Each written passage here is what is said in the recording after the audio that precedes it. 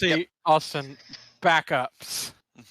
Yeah, to be fair, he does upload the things to the Google Drive pretty frequently now, so like. Well, yeah, it's all on the Google Drive. But I say that, but live. technically not my fault, but I'm not blameless in it. I did lose a majority of the streams me and Austin did because for some reason my Prime ended on Twitch, which cut me down to a week that I can keep a VOD. And I didn't even notice it happening. It just did it. Also, just making sure y'all heard me. Yeah. I was going to once he was done. Hello, everyone. We're going live. Hello, everyone, and welcome to D&D&D&D campaign number 1, Under Locks and Keys. Rather than a simple when we last left off, I will give us a recap of the campaign up to this point. Our story begins in the Isle of Tortage, one of many smoky black islands in the Baraka Isles island chain. What makes this archipelago significant is it is a common travel route for pirates, and it is the meeting ground of the gods. Every 100 years, the gods of all the continents, Yav, Perugia, all of them get together to discuss various business and things in a neutral setting that does not give power to any one person. In fairness of this respected neutrality, the gods scatter their various artifacts. Mjolnir, Zeus's lightning, Hephaestus's forge, Poseidon's trident, the works. Why does Hephaestus send a whole ass forge to some other place? God strength. But while these artifacts on their own would be notable and powerful, what makes them significant to our travelers is that legend has it that if you gather up the correct artifacts in the correct order, a door can be opened somewhere. That behind it lies a treasure that's worth is beyond measure. And that is what drew Flower and Fall, the small sprite adventurers, possessing a rare condition known as the twin mind that splits a single brain between two functioning bodies, and Paul, a humble servant of a royal family from a distant land hoping to find his missing lord, and Captain Red, the pirate with a more than invasive parasite. As the three, freshly out of the Adventurers Academy, were contacted by a strange benefactor who remained anonymous, who said that they had a lead on where this door might be and would split the spoils with the party in exchange for their information and providing the party a means of travel. The party were escorted by a makeshift mercenary pirate crew and ship by their benefactor to Tortage, where they quickly met up with an ally, the small Alrane apprentice to Professor Plaster, Anna Kemry, who her and her mentor had a lead on where the door might be. Specifically, in a strange city lying in ruins beneath the island itself. However, the party also encountered a strange cult-like group calling themselves the Boomergangers, a organization of people dedicated to the advancement of technology, who preach the values of what they offer, despite its potential ill conquest and gain. Okay, However, Boomer. Yeah. The party found the door, meeting a few new faces along the way, including a strange silent ally, Blue Moon, the colorful assassin hired by the Boomergangers, although herself neutral, and gladly betrayed them in exchange for a potential cut of the spoils. The party has one... I forgot about her. The party has one... Yeah, the party has one... I didn't. It's the one thing you didn't forget. Well, yeah, because Fall tried to steal from her. You did. party has found the first of 8 keys. Quetzalcoatl's armor, the wind breastplate.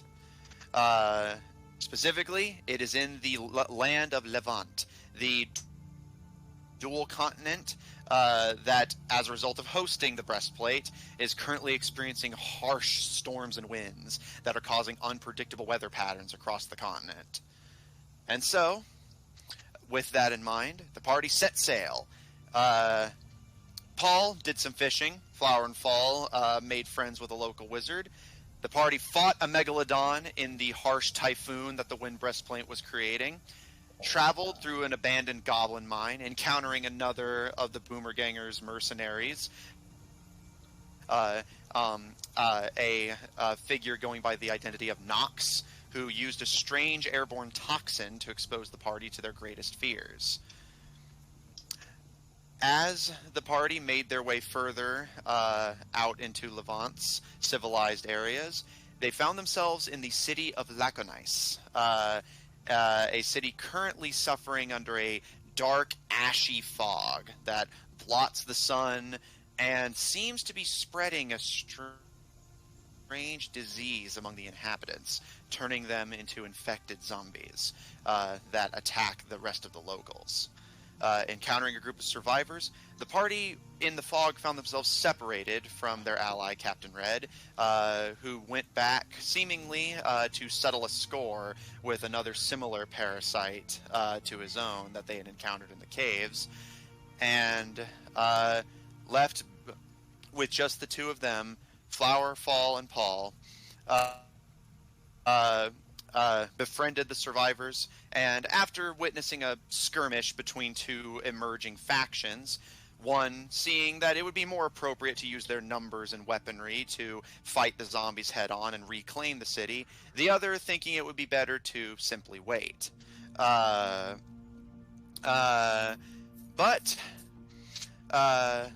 while they parted ways, those loyal to the fighters going with them to help in the attack, and those wanting to wait peacefully, choosing to continue doing so, but implored the party to assist the survivors who, as far as they're concerned, do not stand a chance against the zombie horde. And as Flower and Fall went out back into the ashy fog to help the survivors, they can hear screams and the sounds of fighting. It appears the zombies have found them first, and the two began to rush to the aid of the survivors. With that, All right. Flower, Fall, and Paul hopefully caught up.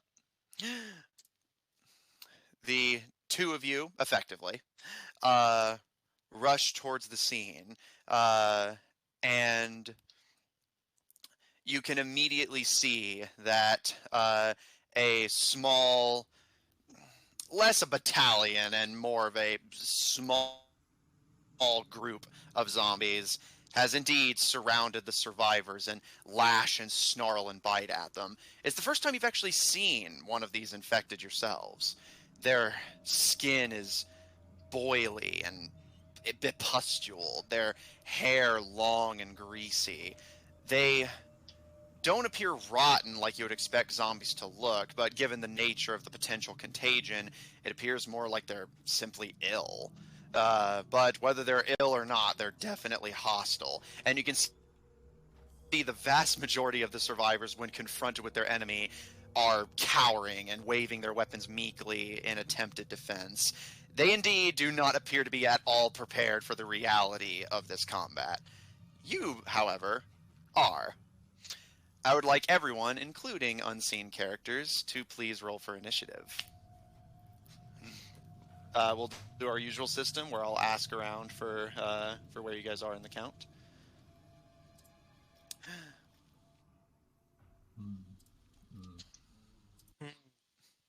The thing about D&D Beyond, I saw that. Yeah. Oh, you're on the thing? I didn't show you yeah. Yeah, I'm on. Awesome. And I'm looking And at my page.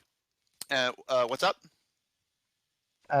when it's time for Amanda and me to show up, we have a certain way we want to enter. Yeah, totally fine. Yeah.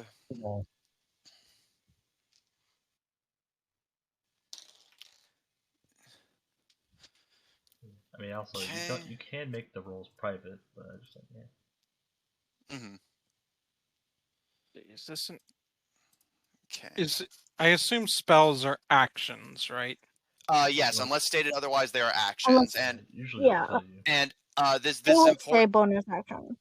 Yeah, and I will say for your benefit, since you haven't played a spellcaster before, some spells are bonus actions. Do bear in mind that you cannot cast a spell as an action and a bonus action unless one of the spells is a cantrip. Okay, so Fairy Fire is one action. So. Yeah, so that'll be your action, and then you can do a bonus action of your choice. Just because also, yeah, like to also help you out, the only bonus action you have is the retreat, expedition retreat. So yeah, so basically you can't do Fairy Fire and Expeditious Retreat, but you could do Expeditious Retreat in one of your cantrips, or so he can't mark a target actually, and yeah, then immediately attack it. Mm-hmm. Well, so yeah, so, there's it depends on. I know you're. Well, there's ways to do it, but yeah, I think right now you can't. No. But it does make them vulnerable to others who could use the aid. That being said, initiative 25 to 20. I have 22. I had to do the mental math. I was like 3 plus 9. So yeah, I get it. 9. The 9 is the 19, obviously. Of course, yeah. All right, 20 to 15. I got a 17. All right. And Jeremy got an 18. Oh, nice, cool. So, yeah, you guys will be going together. So feel free to do your introduction however you wish. Cool.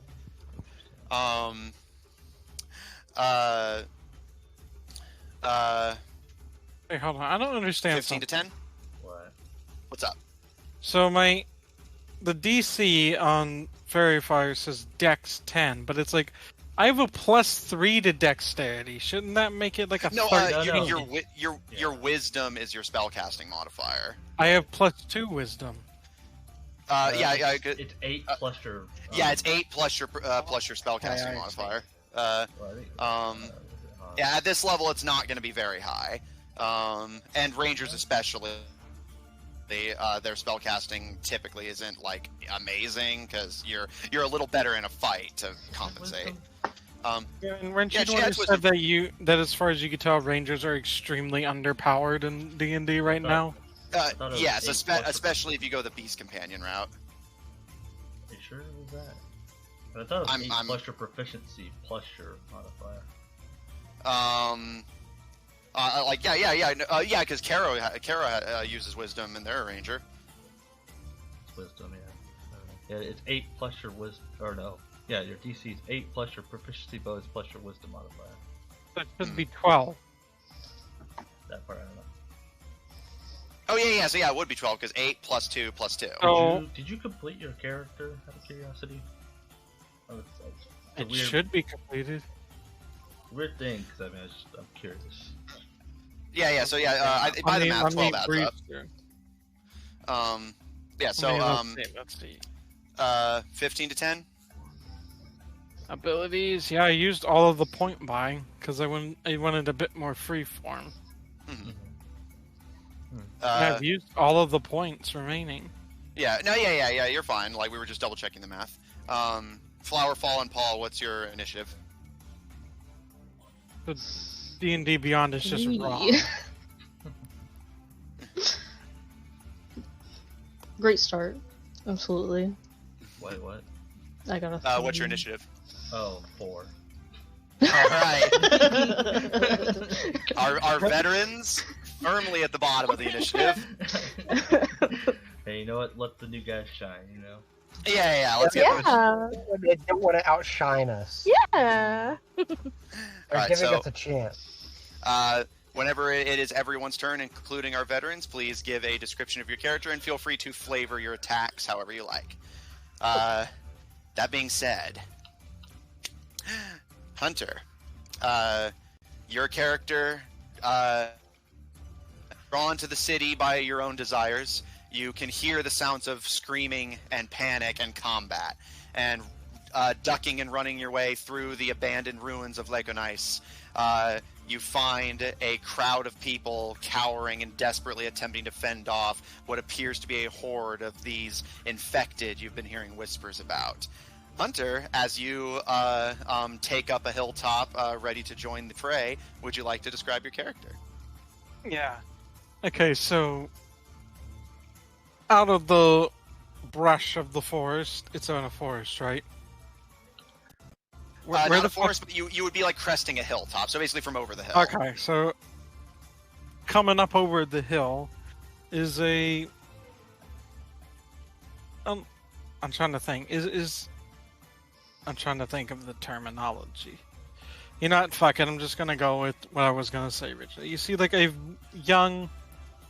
relatively young adult dark elf comes over with pretty long white hair and gray skin, as dark elves are one to have. And he is brandishing what appears to be a longbow, though it appears to be almost like more of a handmade one than one you'd see from like a professional. What kind of job makes bows, Matthew? Bowyer. Than what you see from a professional bowyer. It's a Fletcher, actually. No, that's arrows. Oh, okay. But they also make the bow. Yeah, don't they? Yeah. No, a bowyer makes bows. Yeah. Oh. I'm sure they're didn't very know that. common for a bowyer to also know how to be a Fletcher. Yeah, this is back in the time period where it was like just more efficient to be specialized. Yes, for it is craft, a but- bowyer. I looked it up to make sure. Yeah, Well, you so- get the point. It's like Yeah. it's a Yeah, longbow, very- but it's like it's like something someone made like in the field versus something made professionally. Mhm. And he stands about 6 feet tall. And whenever he comes out, he's going to immediately draw back an arrow and try to hit. Basically, he's probably going to hit one that looks like it's about to attack somebody. All right, go for it. And it's going to be 14 in total to hit.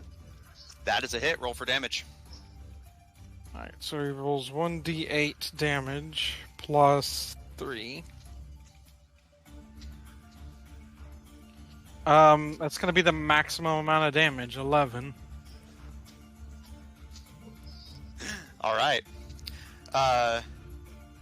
For the veterans. Also, I do have a battle map pulled up. If you guys, I'll shift you guys to it if you want to use that. It's a pretty simple battle, but just in case.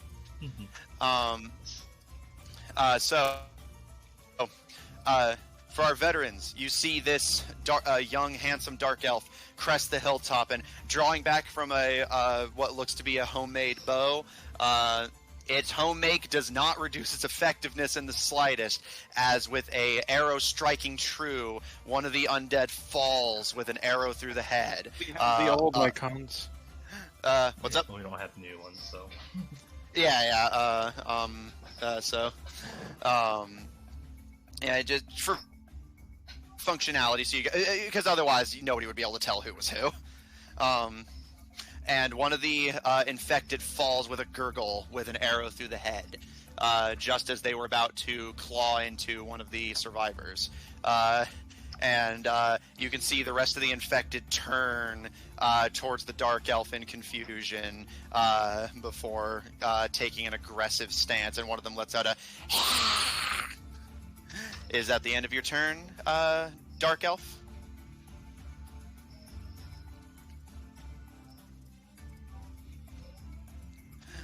Well, there you go. Rip.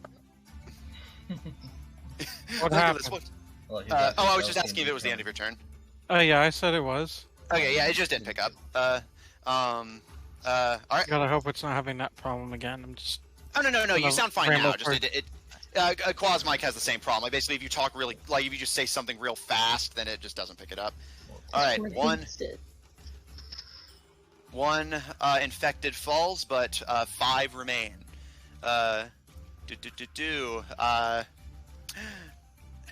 However, this is not a quiet battle. The shrieking of the survivors, the angered gurgles of the infected as they take in what appears to be the first of their opponents. This ashy black fog settling over all of it. 2 newcomers find themselves attracted to the sounds of battle as well.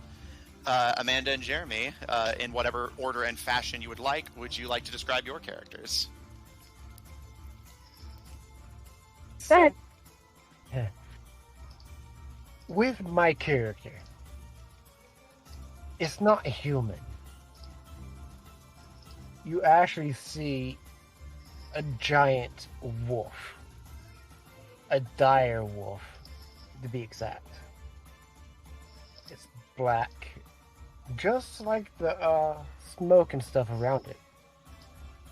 And when it steps on the ground, sparks and flame come from its paws. And on its back would be me. On riding atop of the giant dire wolf is a large, beautiful white dragonborn. Her crest looks like a crown across her head, making it look like ice across her head. She carries a long quarterstaff, and on top of the quarterstaff is a crystal that is shaped like a shard of ice. Her tail is long and protruding up and over even the dire wolf. She, with one hand, she holds the staff up, and the other hand she pats the side of the wolf and says something you can't quite hear. And I guess you have 18, right? Mm-hmm. So that's you can go first. So he's going to pretty much just run in with her on his back and just bites at one of the zombies.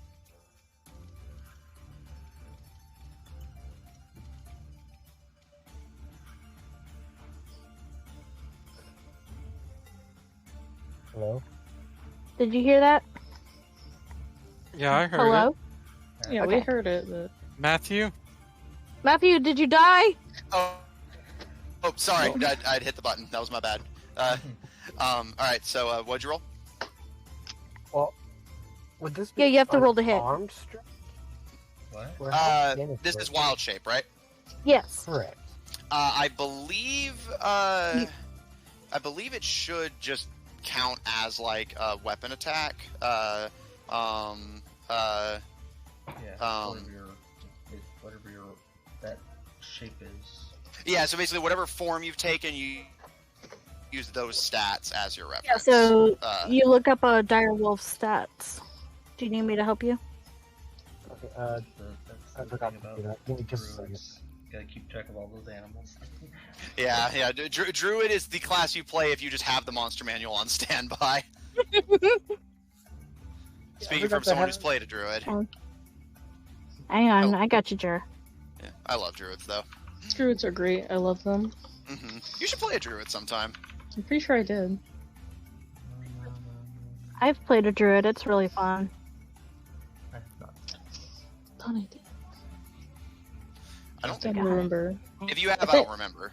I think I bandied playing one, and I Oh. was like, You're in the shape of your... Do you just want me to send this to you?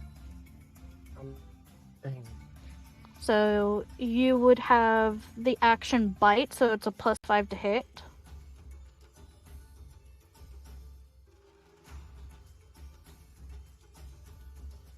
So that was a 13. All right, that's a hit. Roll for damage. So that would be 2d6. So 2 the 6 dice plus 3. And they have to make a Strength saving throw, DC. DC 13. So it's 2d6. 2d6 plus 3. So that is 8. Make that save. Oh wait, you should. Well, did they get all the features of the? Do Druids get all like the features of it? I believe they do, because that's how my Friday group does it. I don't know. The only stipulation is you can't transform into a creature that can fly or swim at this level. Yeah. Well, that means you have advantage on your attack. Advantage? Mm-hmm. Back tactics. Pack So- tactics, and you have someone in your back which technically- Doesn't mean. Oh, not any better. So yeah. Not any better. Oh. Yeah, That's- you still Now, hit. I'm So about go ahead, to add roll the. Sorry, I'm about to add the gold you said we were getting to start because I forgot to do that earlier. It's all good. Yeah, I did too. All right. So go. What's the damage before I make the roll? Because it may not be necessary. It's 8. All right. Yeah, not quite. So I will go ahead and roll. What kind of saving throw am I making? Strength. DC 13. That is a failure. Alright. He's prone. pinned down, I guess. He's All right. prone. All right.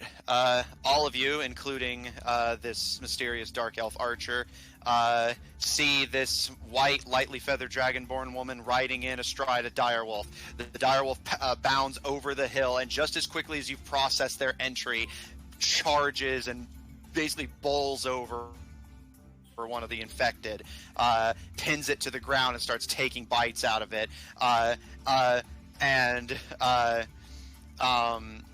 You all hear something you didn't quite expect to hear from an infected. Oh God! Get it off me! Get it off me! However, it is still alive, but barely. Amanda, it is your character's turn. Assuming that Jeremy does not have any bonus actions or anything, they won't. Did you have anything else that you wanted to do? I have bonus actions, but not that I could do. All right, so Amanda, you're I'm up. good. Alright, so the Dragonborn raises her staff and she calls forth, she says, "Come forth." And she casts cantrip of infestation. So I need to target must succeed a Constitution saving throw, or takes 1d6 poison damage, and moves in a 5 feet in a random direction. That is a fail. Okay. So 1d6. Okay, that's not bad. 3. The movement calculation will not be necessary. As the insects answer your call, they swarm the struggling infected, and as they begin to bite away, he gives a few final yelps of pain before likely going into shock and falling still. Nice. I will, let's see. Do I have any bonus actions? I do, but I'm not going to use it. I believe that would be my turn. Alright. It is now the infected's turns. Looking around, their eyes settle on simply who is closest to them. And do they have the movement speed for this? Yes, they do. Okay. And they make to surround to the best of their ability. I will count this, even though like your tokens are technically next to each other. For our veterans who have not been fully introduced yet, you see the remaining infected move to surround the newcomers as they do not appear to have noticed the two of you yet, and make to put it very They're gonna have kindly, advantage, pummel them aren't into they? next week. Yeah, because they are flanking.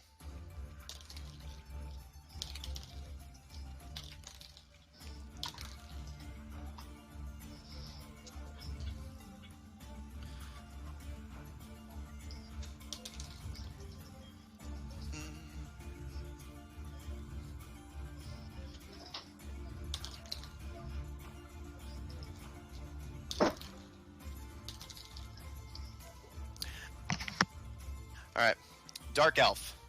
As two of the infected run to you, and they both surround you on both sides and take swings at you with their claws and fists. And the first one manages to catch you off guard with a clock across the head for 4 bludgeoning damage, but you manage to duck out of the way of the second one with your deft elven swiftness. And Direwolf with Dragon Mount astride.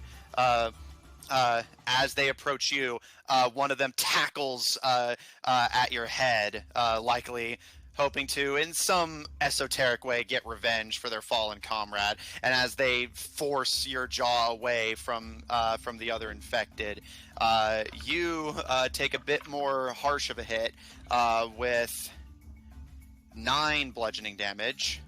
And but as another one takes a swing at you, while you're still reeling from the first hit, you manage to duck out of the way of the second one. As the infected surround the newcomers and seem able to get some good hits in, and they have lost the element of surprise, I think it's time that the veterans came in to help. Austin, would you like to describe your character? Alright, let me, do that. While he's doing that, I asked you a thing that's important to the campaign. Okay. So, Austin, go ahead. Well, you will see as some may know, most people probably won't remember, a sort of human-like person, because he is human. But I wish you didn't have to do the whole heavy armor, but you see him as he's wearing some pretty decent, probably heavy armor, but then you can kind of see sort of where his neck is. You can see a tie of some sorts, and you can see he's wearing an armored suit, literally like a suit with armor. Yeah, it is a suit of armor. It's a suit. He's wearing a suit under his armor. And then you also see he has white gloves. All right. But this very fancy fellow. Yeah, and as he is, the main thing that really points him out most others, he's just common human, not much you can do much besides his stature and weird clothing. Is that he does have some, I guess you could say almost sparkly blue eyes. But he will, seeing those two are probably fine, he will then go to and assist this one over here, which is well within my 30 feet. All right. And because you have them flanked, you will have advantage on this attack. Yes. Now, how badly if I get this? Should I kill him? It's up to you. Yeah, he will just swing with his long sword as he has a shield in his other hand. First roll, not good at all. Second Good roll, thing you had advantage. 15. That is a hit. Roll for damage. All right. I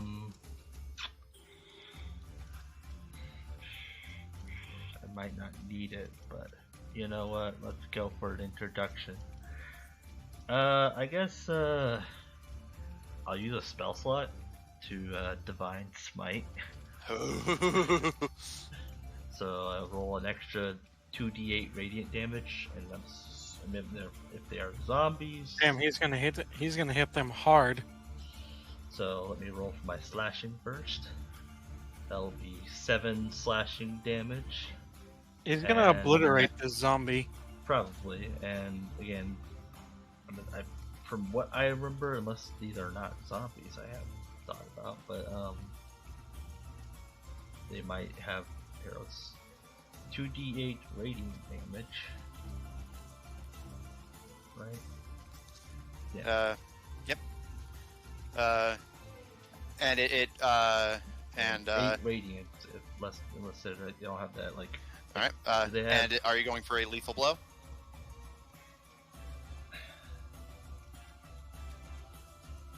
Why did he ask that question?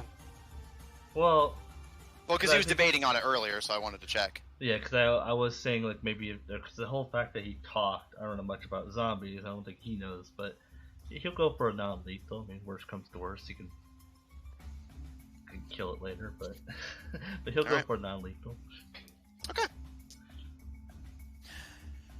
All right. So, you have any particular way you want to flavor it, or shall I?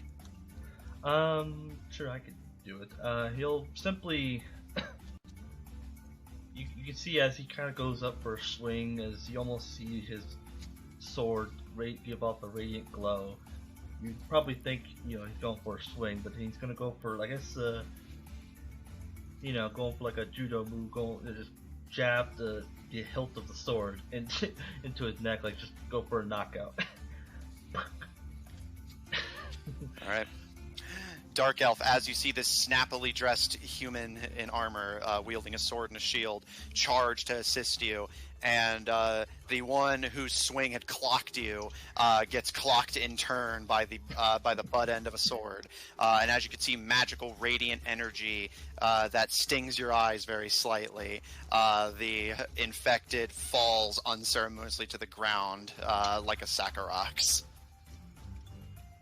He, after rubbing his eyes, he's going to say, "I didn't need your help. I could have dealt with him." Well, what's done is done.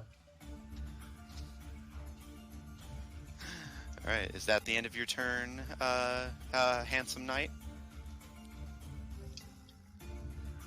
Let's see. Do I have any bonus actions I can do? None that I wish to do. All right. Fantastic timing. All right. Kwa, you're stuck. Oh shit! Well, shit. In that case, I'll take over. Seeing their stalwart ally and short for the time friend,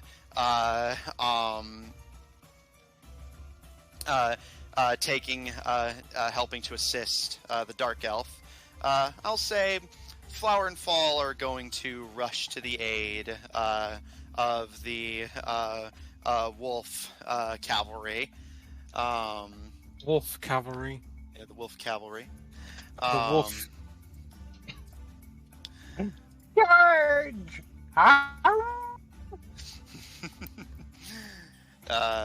Here I have their character sheet here. You wanted me to unmute just so you could do that. Yeah. Once Why more not? into the breach.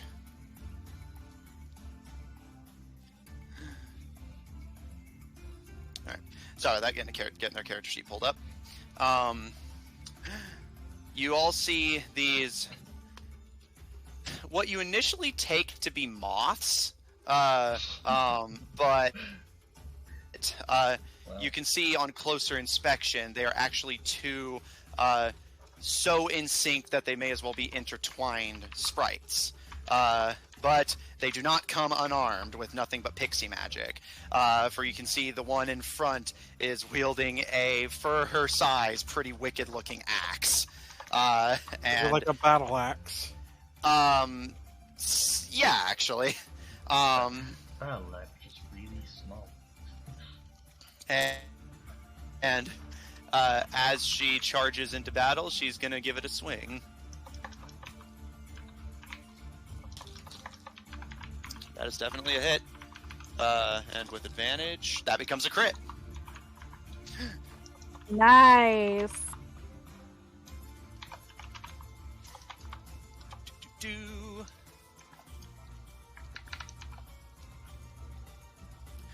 I'm going to assume that Flower and Fall will not be going for a lethal strike.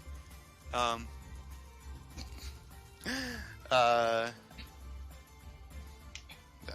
easily, Jesus. And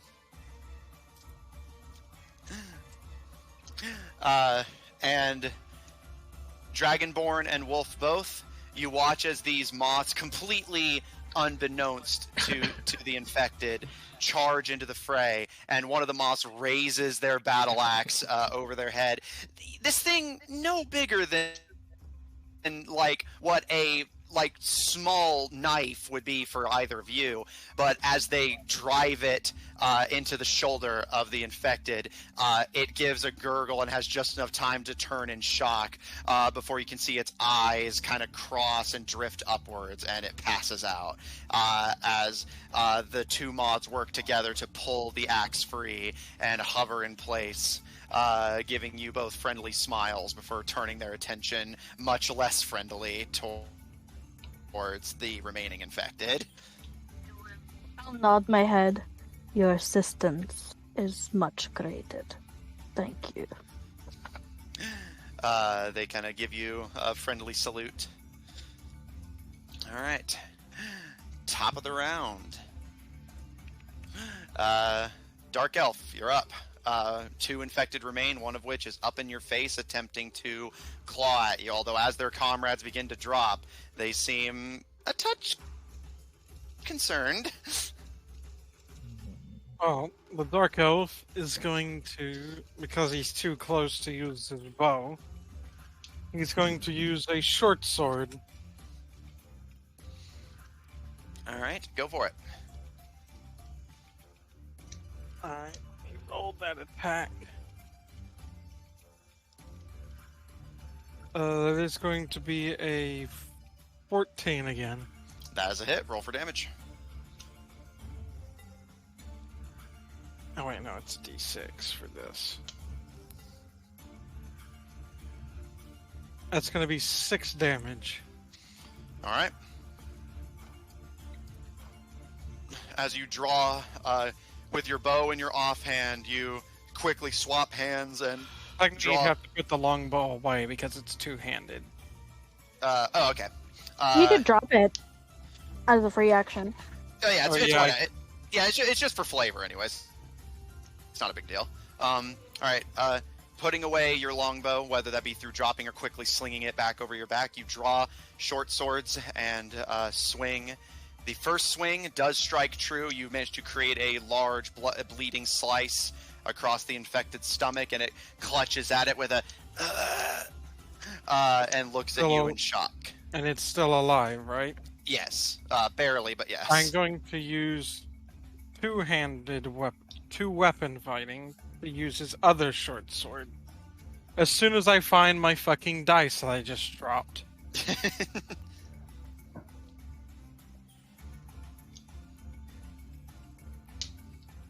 Okay.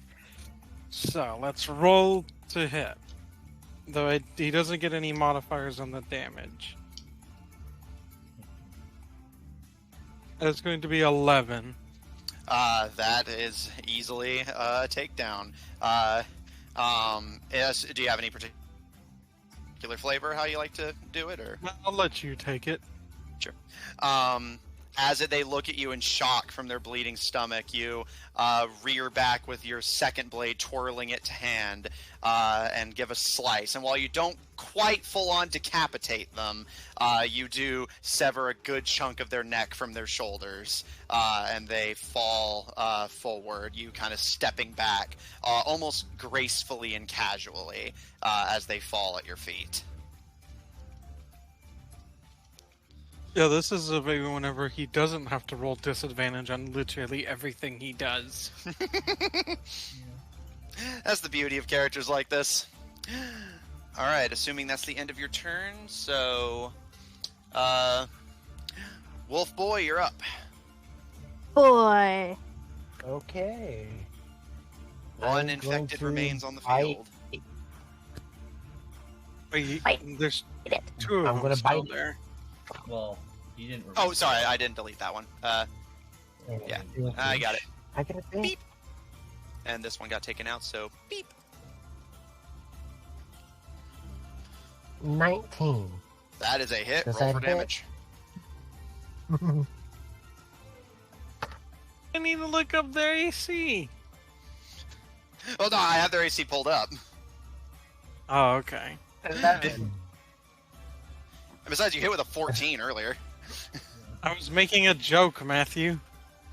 Oh, okay.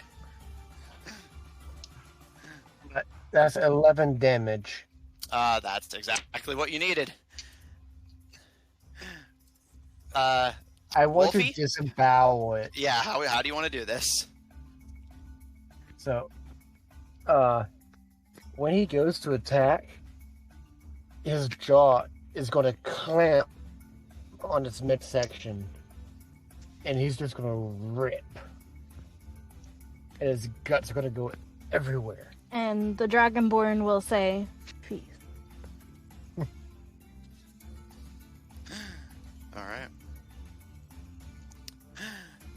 As you disembowel the last remaining infected, the ashy, fog-ridden hills fall silent.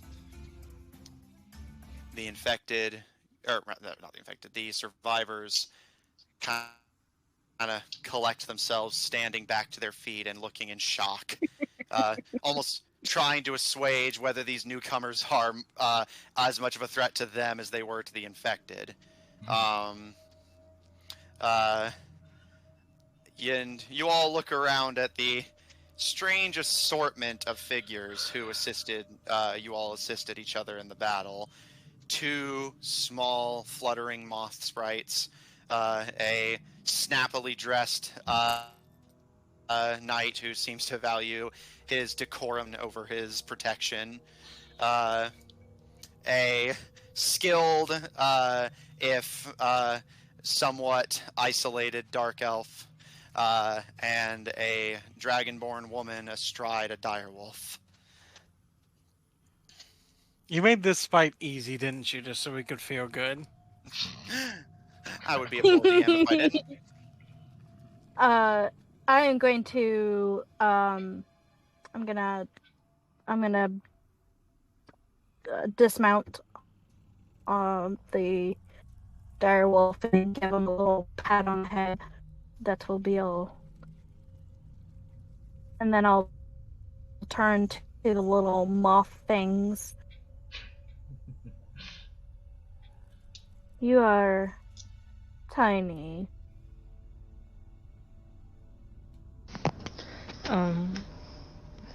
They'll look. They'll Do you look remember at their you. voice? Sort of. They'll look at you. Both in sync, almost disconcertingly. Almost. And and one will speak and say, God, what's their voice? It's kind of a high pitch. And you're really big. I don't remember. It's been a long time. You're fine. It's D&D. Voices You come and are- go. You are not one of my bugs. What are you? We are moth sprites. They are Moth. I see. Do I know what those are? Make a history check. Keen mine anymore, huh? Well, you need keen mind, or there wouldn't be keen mind there. Yeah. But Asari is very, you know, Historical. history is one of her. Yeah. That would be a 15, 17, 18, 19, 20, 21. You do recall, while moth sprites are simply one of many factions of sprite, correct me if I am wrong on this, Quad, but if I recall correctly, the moth sprites in particular tend to be very magically inclined, tending to use an almost supernatural connection to the nature around them to draw upon magical forces in their defense, whereas some, like the beetles, prefer to use martial prowess. So it's somewhat unusual to see moth sprites using such direct, brutal weaponry. Especially as you look closer and see that these weapons are actually mixed weapons. What appears to be a pistol that simply has axe blades built into the barrel. So she'll what moth ones go are ahead. there is that they're studious. It's not that they're magical. I think that's a different one. Okay. They're smart. Yeah, so you remember them to be very studious and naturally inclined members of sprites. Regardless, it is unusual to see them being so direct in combat. What are your names? I am Flower, and this is Fall. I usually speak for the both of us, since we share the same mind. What language do they speak? I'm pretty sure we're speaking common right now. I'm Yeah, pretty that's sure pretty much naturally. everyone can speak common. Yeah. Yeah. But Also, you're right now you're a wolf, so unless you want to change. Yes, my languages are the common, Dragonborn Elvish, will and kind of. Sylvan. Oh, nice. The Dragonborn will hold out her little pinky since it's about her size. You may call me Asari. Nice to meet you. Flower will grab your pinky with her teeny hands, and Fall will kind of not. She seems more quiet and reserved out of the two. If you grow tired of flying, you may join the rest of my bugs. It's just kind of like, okay. You see, you have Asari pets. is I have carrying one too. I don't know if they are pets. They aid me when I call for them. And then she kind of gestures to the dire wolf. Although, I suppose this one could be considered a pet. And she pats it on the head. She's I'm gonna like- pull out a very tiny jar filled with water.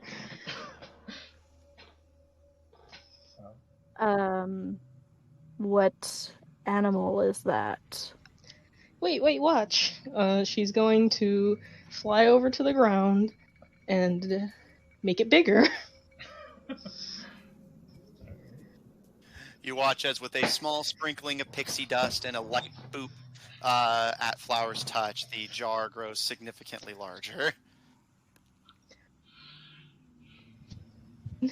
Just gonna open it up and call out to their little boy. And remind me, which little boy was this? The Lavalon. Yes. Emerging from the jar, Isari, you and the direwolf see a small rodent-like creature emerge from the water with rather disproportionately large ears. And they kind of look up at Flower kind of lightly before turning their attention to the two of you and kind of tilting their head as they... I reached. You know what? I will I am a very, very large person. Asari is about 8 feet tall. So she will bend all the way down to the ground, and put her little palm out. You can see her claws are very, very sharp, but she is very, very tender with her touch. And she will say, "It's small, like you." Make me an animal handling check. Okay. And Also, Matthew, I Did I must say I adore understand your it? sounds. I know, right? Is this that mouse that lives in water? Yeah, Yes. yeah.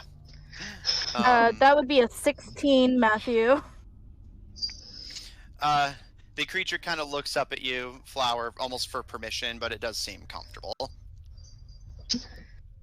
Flower just nods. The creature scuttles onto your hand, sorry, and it is wet and does promptly create a puddle, but it seems friendly enough. Give it a little scritch with one of my claws. I will turn my head to the dire wolf.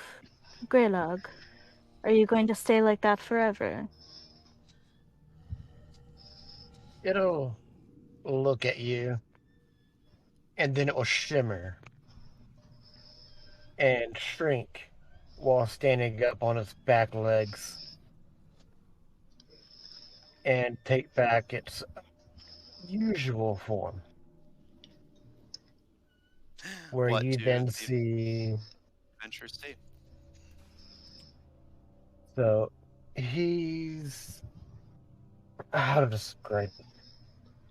He is 4'1", red skin with black charcoal designs,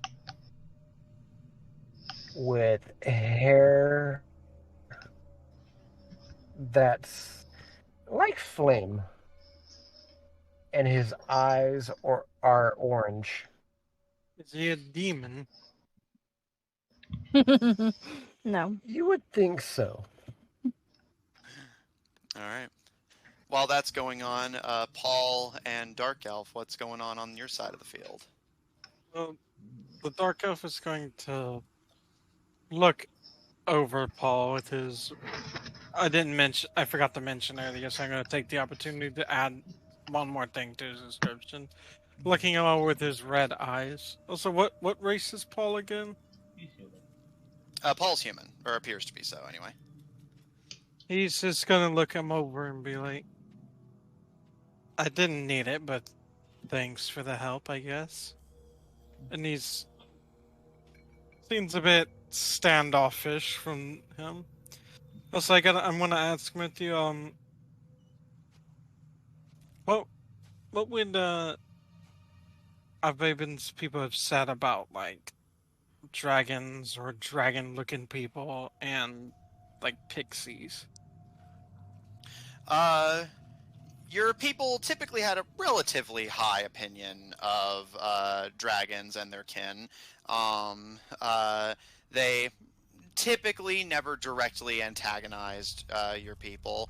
And more often than not, while you never necessarily found yourself allies, you did typically find yourselves in an enemy of my enemy situation. Pixies, however, your family has always been very, very close with. The land you come from is actually a united kingdom between the fair folk and the elves. So you grew up alongside many pixies and spriggans and things of that nature. The fair folk were just as commonplace where you come from as the elves themselves. Okay. So he kind of looks over Paul and then he's gonna walk over towards the others to say hello to them. Paul will just nod and pick up the body. All right. Paul, as you hoist the unconscious infected over your shoulder, you follow behind as the rest of you see the dark elf archer and snappily dressed knight approach all of you. And who I might you will be? look. Um, oh, hello, elf. Hmm. I am sorry. My name is Avaben. And what about you? Looking to the pixies. They'll look at you. My name's Flower, and this is Fall. And she gestures over to the one knot in ponytail. Y'all seem to be very. Would Avaben know of the specific type of pixies? In terms of like them being moths. Yeah, the moth pixies. Yeah, I'll say given where you come from, yeah, you're aware of them. They're a very studious and knowledgeable bunch. He's like, it's very strange to see your kind being so direct. Hmm. Yeah, I guess. But sometimes it's easier to be direct. I can certainly understand that.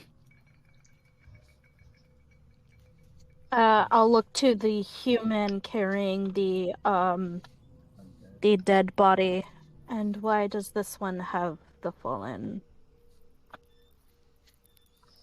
Wait, is it dead? It is unconscious, but Unconscious. It's the undead with the undead boy or something. It's still fallen. Sorry, what was the question? That I was like hyper focusing. She said, why does this one have the fallen? Oh.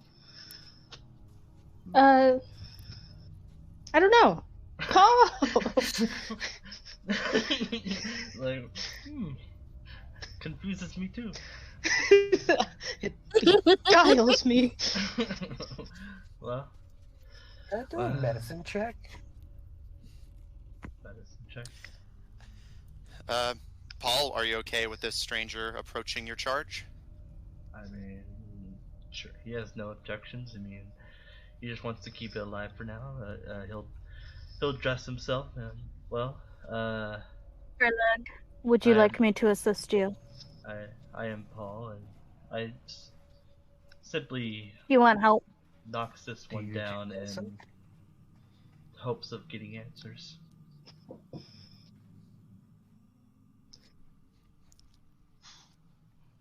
I can still give you advantage. And I don't like killing people, so this one's also unconscious.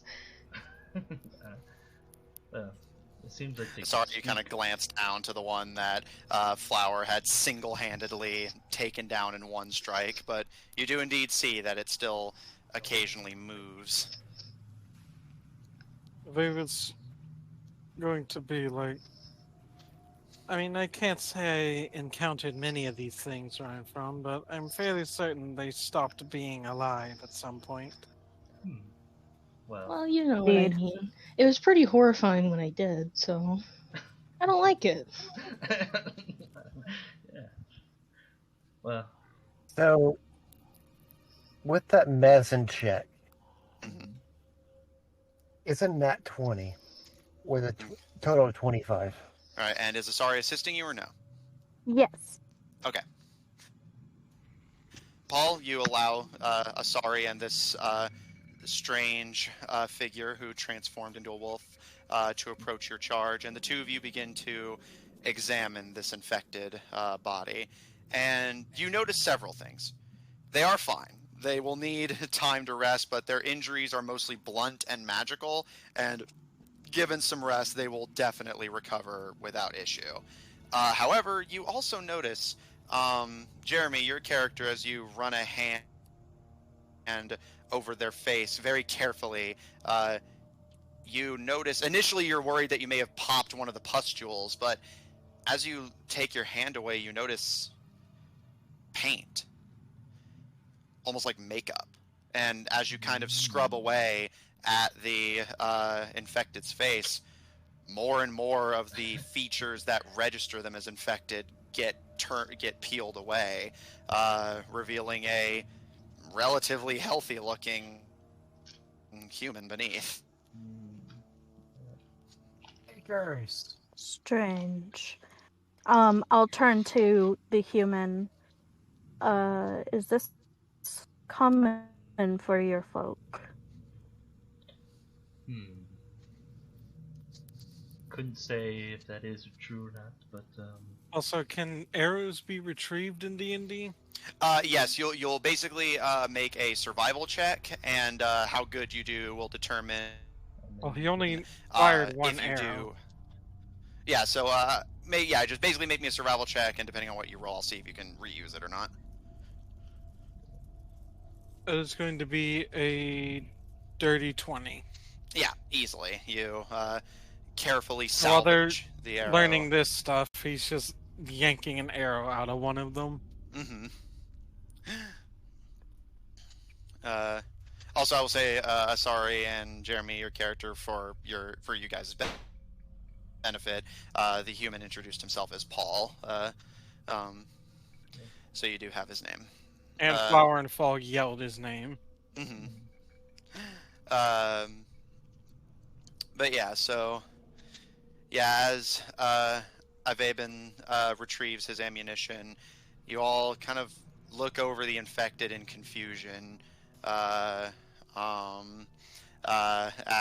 indeed Asari's friend's scrubbing has revealed almost all of the pimples and pustules that made them look infected in the first place appeared to be simply makeup.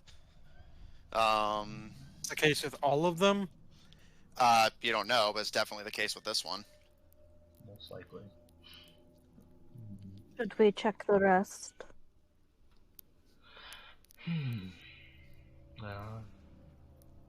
Where should we keep, I guess, these two? One. Why do you tell me? You said your name is Paul. Why do you keep this one?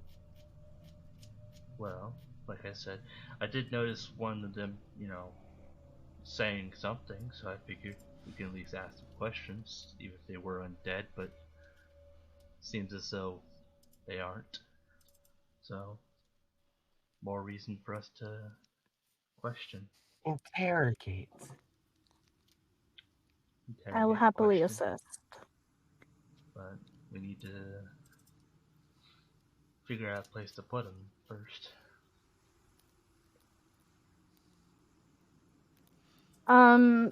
Seeing as we've kind of been around this town, would we know of maybe a church or something that we could take them to get healed up and stuff? You know that the place that most people have either been retreating to for safety or going to get potentially treated. There is a circus that's in town, the tent not too far from here. While the sick are not allowed to enter the tent, you can go there for treatment. And you also know that several houses and buildings in the city have been converted into makeshift safe houses against the infected.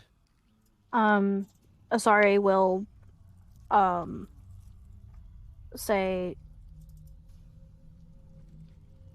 the tent in the city is a good place to bring the injured if you are interested.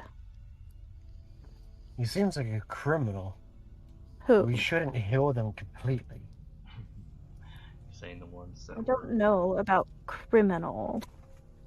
They were attacking innocent people. They may not have known what they were doing, Greylug. Which is why we question them. Indeed, but they should receive help. I DM. can take care of that. DM? What's up? Did we physically see them attacking anybody? They were definitely threatening them, and the one you shot was about to attack someone. So they were definitely aggressive. Mm-hmm. So Vaven's gonna be like, Well, regardless of what they are, they were attacking first. It's only fair. And shouldn't attack if you're not prepared to suffer the consequences. Well, I like the way you think, Elf. Can I take out my rope and tie them up? Absolutely. Go ahead and just make me a general. I'm going to call this a dexterity check. And while you're tying the two unconscious ones up, Flower, Fall, and Paul, although the rest of you can see him, but you're approached by one of these survivors. It's a man that Paul, Flower, and Fall you recognize as Solomon Mandel, the survivor who had basically instigated and stirred the pot on convincing some of the survivors to leave and take on the infected directly. A well-built looking man with a bald head and a thick dark beard, and with a crossbow in hand. He kind of gruffly looks over all of you, and after a long, hesitant moment, gives a small nod, and thanks. He kind of glares over his shoulder at the other survivors. Suppose this lot wasn't as prepared for battle as I thought they were, or as they thought they were either. You cannot expect simpletons to do such work. Why were these people attacking you? I know humans tend to attack each other a lot, but Well, they're infected. Anyone who gets infected starts. And he kind of stops and looks at the one being tied up that has now had its makeup rubbed off. And You want to finish that sentence? These weren't infected. Gurlag, watch your tongue. he tilts his head, seeming earnestly confused, and the prison, of course. He rubs a hand over his head, and the infection started in the prison, or that's what we thought. We assumed that some kind of contagion had blown in from the forest with the unnatural winds and rains. He squints and narrows his eyes at the two tied up. My guess is simply crooks who took advantage of the situation to try and scare people into paying up. Probably thought we would just drop our valuables and run. Well, we'll find out shortly. Where are you going?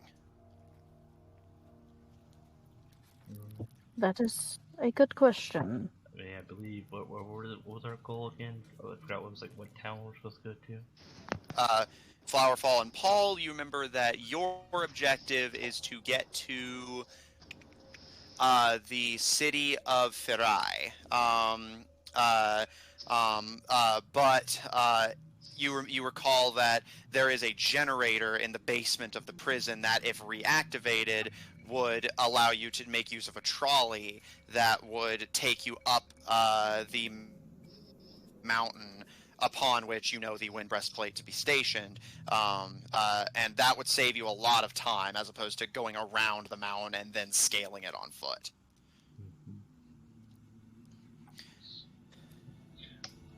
We're looking to go into the town, the city. So Were we headed that way as well? What you were doing beforehand is technically more up to you. But I will say the knowledge of the generator and trolley is likely unique to Paul and Flower and Fall. Fair enough. oh, by the way, I just noticed. It is the. Oh wait, maybe does D&D? Do you think D&D Beyond already takes this into account? He has a fighting style that gives him +2 on ranged weapons. It doesn't automatic. I don't. Or I think does it? You would have to check. Okay, like, it should based off automatically your take it into account. modifiers. How do I check? Well, Basically, so what's your dexterity? A Like your dexterity modifier, I mean. is +3. All right, and what is the plus you're currently getting for your longbow attacks? +7. So yes, it already kicks in. Okay, just making sure. Yeah, no worries. It's good to check these things. We're all playing different classes than what we normally do. Mhm. Right. If you need assistance, Greylog and I could assist. So wait, did Paul and them relay what they were doing? Paul just said that they have business in the depths of the city, which is where they were going originally.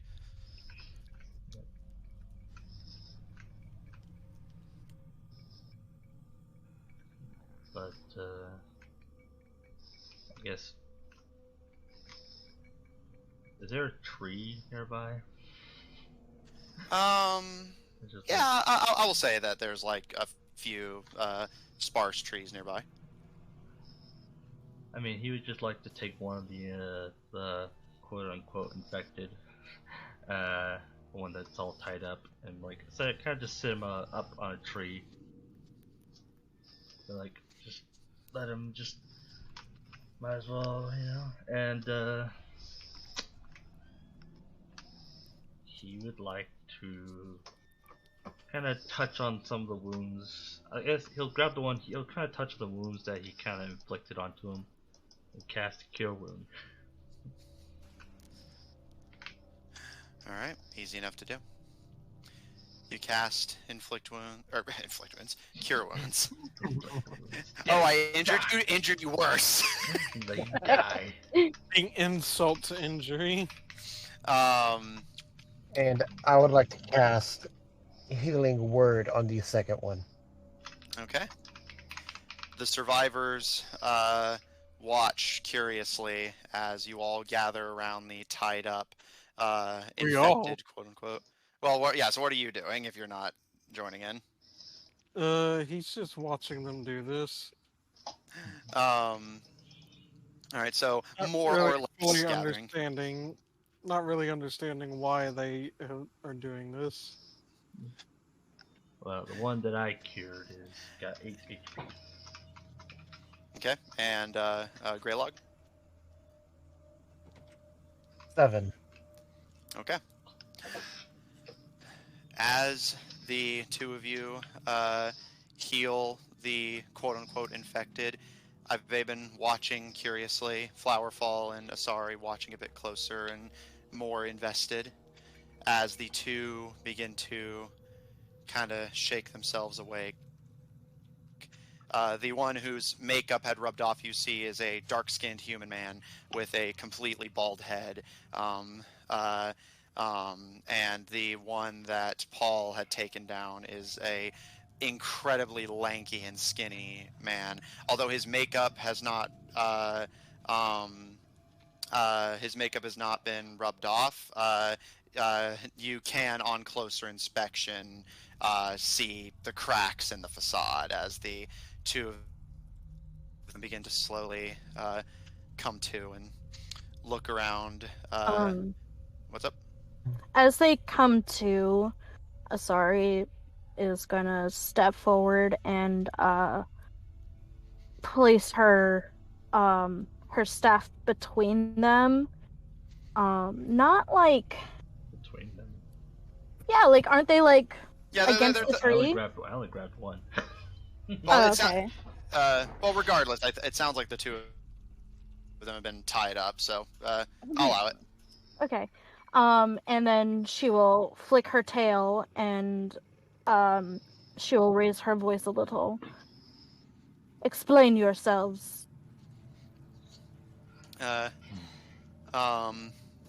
Also, a small point of correction on my part.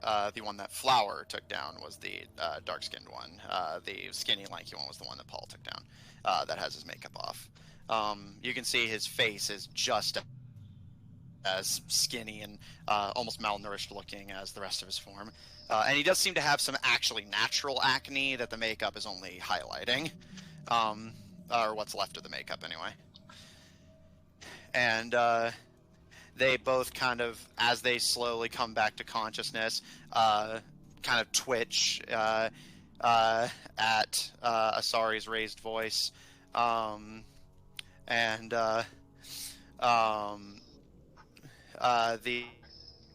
skinny one that you had grabbed Paul with his makeup rubbed off pipes up in a somewhat stilted, panicked voice and just... It was all Bryce's idea, I swear. Do not care whose idea it is.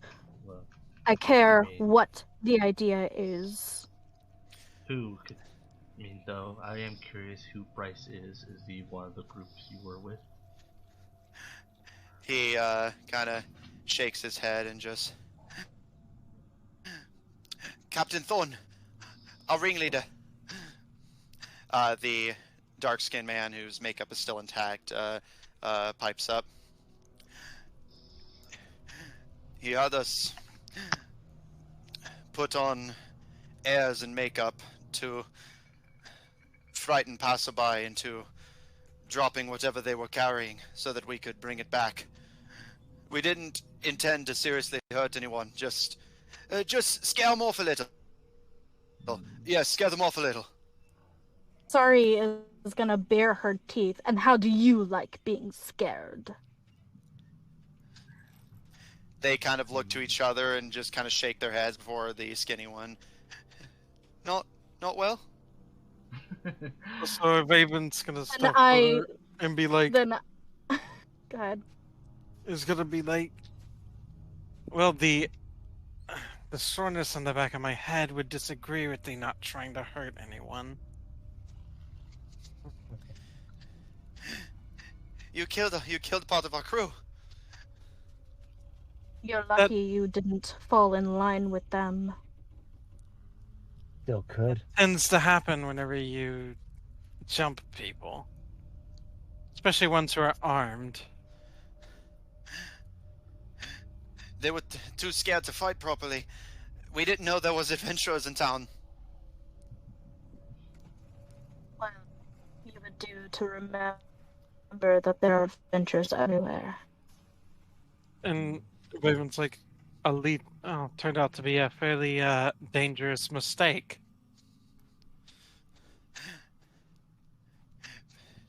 Just don't hurt us. We'll tell you whatever you want to know.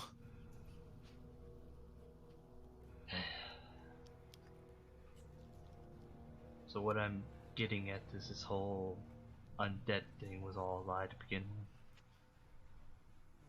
Yeah. There's no contagion. It was the captain's idea. Have us dress up, put on airs and makeup, convince everyone that there's something dangerous on the streets, freeze us up to take the city, all the valuables, and anything that people dropped when they saw us. How many of you are there? Counting those, and he kind of nods to their fallen comrades. I'd say Those aren't important. there's about 40 of us in total. Although we split up to take different parts of the city. In your main base, I'm assuming you have one. Yes, sir. The prison. Are you all criminals? I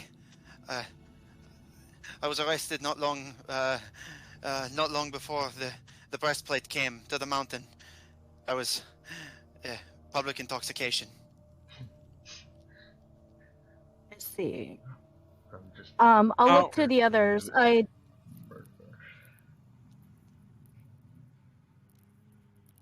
What? I was just saying, like, from drinker to, like, either murder, I guess they haven't murdered anyone, but, like, drinker to thief. Aggravated sorry, assault, we'll look- maybe. Sorry, we'll look to the others. I do have a proposition.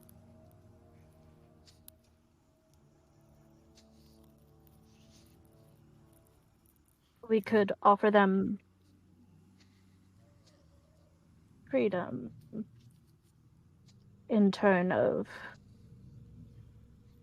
turning better for themselves. No longer being thieves. Well, that's not our call. Hmm. Yeah, as he looks to the who is the leader of the group that Well, we helped? Oh, that you helped? Solomon. Although he hasn't introduced himself to you guys, but the bald-headed human with the thick beard. So, and this is the one that with the crossbow, right? Yes. That's y'all's town, y'all's prison. You're criminals. What do you want to do with them? He kind of twitches his head, seeming pretty aggravated at the revelation that this whole end of the world infestation they were worried about was just common criminals looking to profit.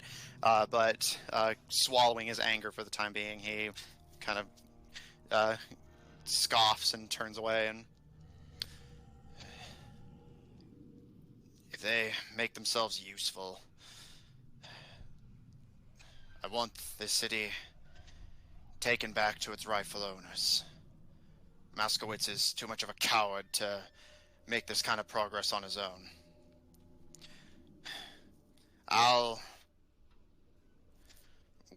And he kind of scowls at the survivors who followed him. Go back, tail between our legs, and tell Moskowitz that this infection is all a bunch of nonsense. As far as I'm concerned, he's a coward, but he's a man of his word. He nods to Paul and Flower and Fall. If you can take the prison back from these crooks, then the trolley should be operational enough, as long as it's not storming, to get you up the mountain. Also, if anyone wants to ask this guy something, Go for it. do you know anything about these criminals' supposed leader? He turns to the two. I and doubt a low-profile criminal just suddenly becomes the leader of a whole prison. He tilts his head and... You two. What did you say your captain's name was? Bryce Thorne. Bryce Thorne, sir. He tilts his head, and Solomon thinks for a long moment, and... I believe... Tough. Yeah. Suddenly things started closing. My OBS closed on itself, and other things were trying to close. Oh, shit. So I was like, nah. No, Alright. as long as everything still works. I believe so, and I believe we're live. Recording's good and everything? I mean, it's a new recording, so who knows? Okay. Alright, so as long as somebody's making sure audio's good, then alright, let's continue. Ivaben, you were asking Solomon something? He had asked him if he knew anything about the guy. Okay, yeah, and he answered that question. And then Asari looked to Paul and Flower and Fall whenever we... sorry, technical difficulties for those at home. I was actually just about to say, Asari is looking at Paul and the moth girls. You are headed to the mountains, right? The mountains. I mean, it sounds like our next destination is the prison right now. We are headed this way as well. Perhaps we could travel together. Yeah, we're looking for the famous treasure. Oops. Was I not supposed to say that? No. No, I must kill you all. That is enough, Gerlug. Yes, Ah. Claw talking. You're searching for a treasure, huh? I am a scholar of archaeology, and there has been rumors of a bountiful find that would bring many beneficiaries to my work. Plus money. Plus money. Here, Yes. here. If y'all are searching for this treasure, that sounds like something I might actually be interested in. Indeed, it is only a rumor, of course, but any archaeological find is a win. In my quest, I've been chasing rumors constantly. It wouldn't be the first time. Mhm. A Sorry. hidden treasure here, a secret thing there. I have found many archaeological things in my time, of course, but finding something this big would.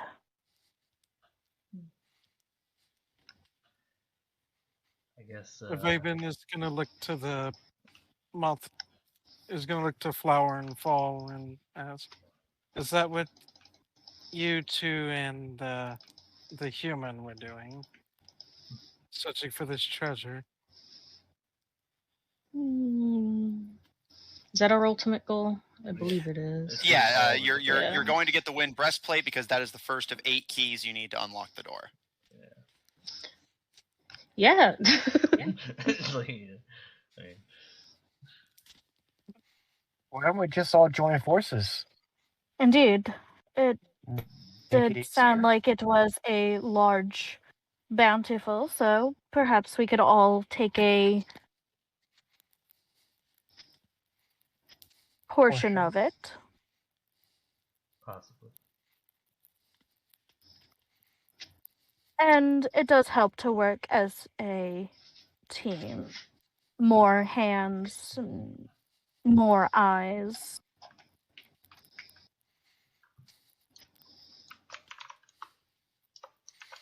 It sounds like our goals are aligned for now, so it would only make sense for us to work together.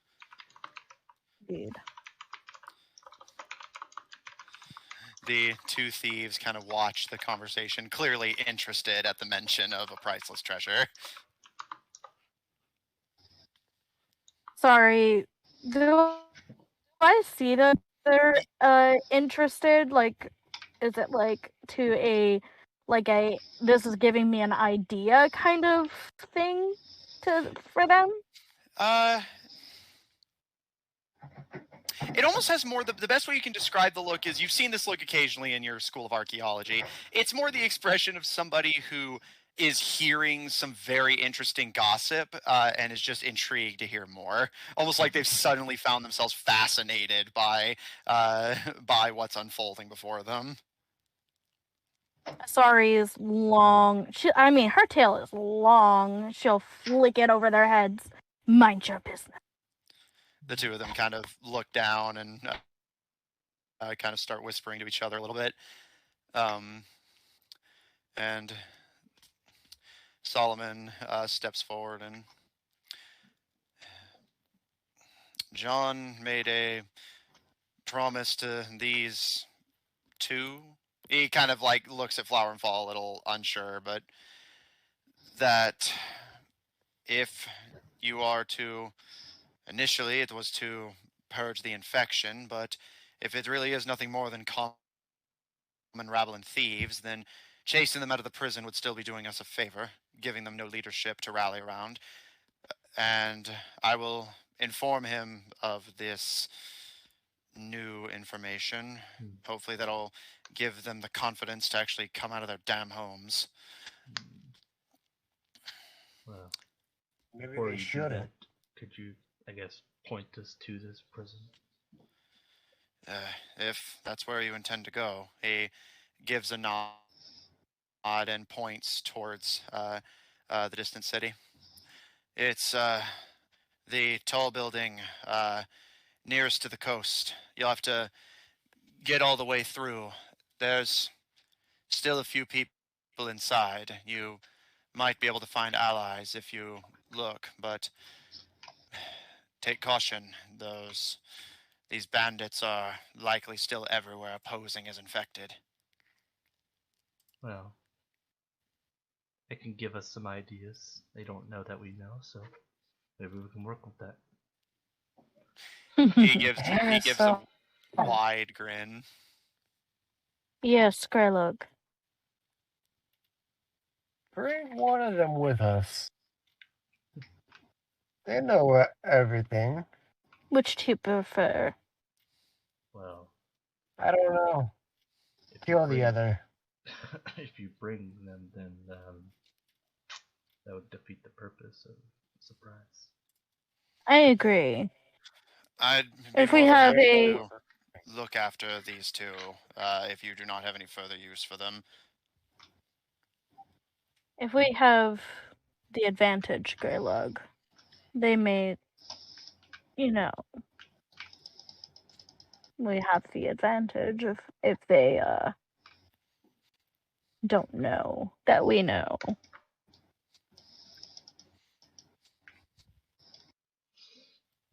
Yeah. I think the human has a point. You are human. Last time She I looks checked, miss. to Paul. Then she Yeah, also that looks was to Paul. Oh, that was the point, yeah. Yeah, I agree. Or ditto, as what he said. I believe I'm human. I don't. As he just looks down at himself. Do I have like horns coming out of me, or I don't know. The sass is not necessary. We have antenna coming off of our heads. Indeed. And I have a crest.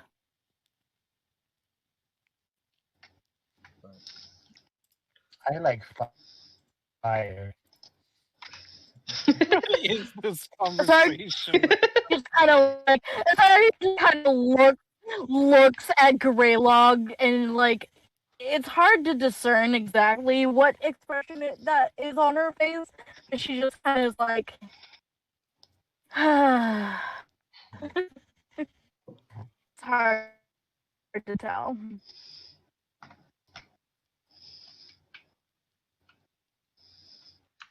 So let's go to town and finish this so we can make our way towards the mountains.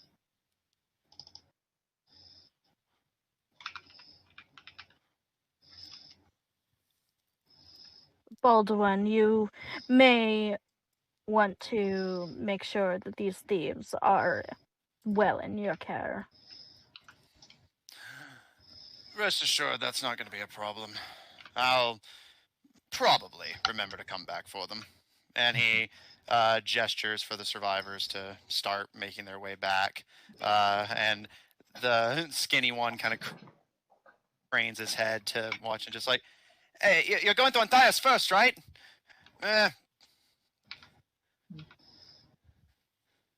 What fun would that be? And sorry, is gonna turn and just walk away. Yeah, Paul's gonna can I guess join her and just kind of start walking. Come, Greylug, I'll buy you another rope. Even in another campaign, Zephyr walks away. I'm not even the one who It walked away. transcends. I'm not even the one who walked away first. Yeah, sorry, walked away first. I can't wait for the moment in one of these campaigns where Austin finally has a character and just I walk forward. Yes. I start walking backwards. Before we leave, Greylug, come. I will. Just a second. No. But I will buy you another rope. can't Leave them. Just want to hang them upside down. Very well. Kill them. You heard your Yeah. boss, sir. You want to get moving. Who said this? The skinny one. Hang that one, and then leave the other. What is he Make doing? it quick. Hanging them He, upside he, down. he, and he was then trying to using- like urge Greylog to follow Asari so that they wouldn't get hung upside down. I would have hanged them both upside down. Why do you And for a little bit of fun, want to waste I'm the going to rope on cast- them? oh, I already put the rope on them. I will buy him another rope. It is not an I was issue. like, unless you untie them, the rope is technically gone already. So So I'm just going to tie him upside down. And then I'm going to scare the shit out of him. you have to Yeah, tie how them so? down. I'm going to cast Primal Savagery on myself. Mhm. My teeth sharpen. My fingers turn into talons. And I'm just going to run it over them. You I'll kind be of back for y'all later. Did he roll intimidation? yeah, sure. Maybe an intimidation check with advantage. Also, Austin, be sure to get back onto roll 20 for ambient sounds. Oh yeah. Ambiance.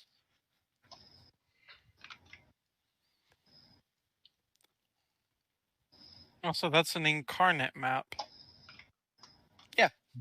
This is thought back you- before I used Dungeon Painter Studio. 16. All right. As you make this intimidating display with your magical aid, the skinny man kind of strains and struggles against the ropes holding him upside down and calls out into the fog where Solomon and his crew of survivors have long since vanished and just like, please hurry! Come, Gerlug. Coming. Here's the Okay, good we are. boy. It's definitely a bot. Yeah, that's The fine. Follow. Yeah. Mm-hmm. Yeah, it happens. You all, I'm assuming Ivan, you follow? Yeah. And while they're walking, he wants to ask some questions. Sure. And before that starts, Flower and Fall, are you going to follow as well? Yeah. Okay. All right. So this newly assembled crew starts making their way towards the inner city of Lakonice. As Ivabon, you had some questions? Yeah, he's going to ask. So, what do y'all know about this treasure?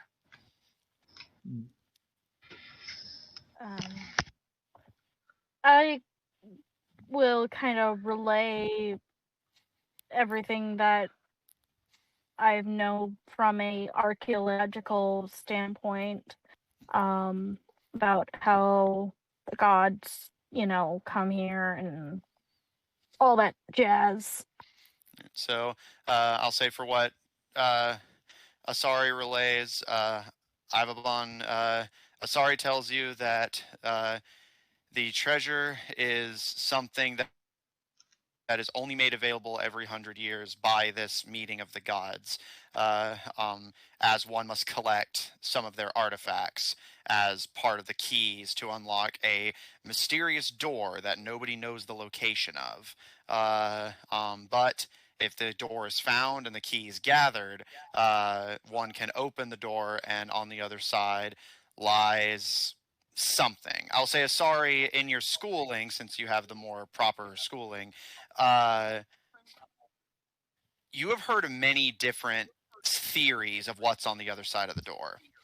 Some say that it is a treasure, priceless beyond all measurement. Some say that it is a gem, massive in size and unparalleled in value. Still others say that there is a great evil on the other side that will curse whoever opens the door. And still others think that there is simply nothing at all. I have a theory myself. Oh. And so Vaven's also going to ask, so does anyone know where this door is? Yes. I have found. Well, what? You know where the door is? You know. Yeah, me and Flower and Paul came from the door. We found the door. Sorry, kind of blinks at you. How? I mean, we were looking for the door. We had some help, from I guess you could say like someone like you who, I guess does all that kind of stuff. Drinks a little too much coffee. But one thing led to There another. is no such thing as too much coffee. Based off what I experienced from her, I don't know about that, but either way, yeah, we simply we were looking for clues about all this, I guess, whatever this whole gods and artifacts, and she stumbled upon where it might be, and we I guess you could say found the door. What is the name of this person? I'm gonna need some help. The archaeologist who's been helping you is Anna Kemry, who works under someone going by the name of Professor Plaster. Oh, that. Yeah. I believe her name was Otter Kimberly, and she works under, I guess, best way I could describe is a living tree of Professor Blaster. Being who I am, do those names sound familiar to me? I'm not even going to make you roll because we had actually discussed this in private. Indeed. Professor Plaster was your mentor in archaeology back in the day, and Anna Kemry went to the same school as you, and you attended the same classes. Okay. Sorry, we'll kind of chuckle. Always two steps ahead, I suppose.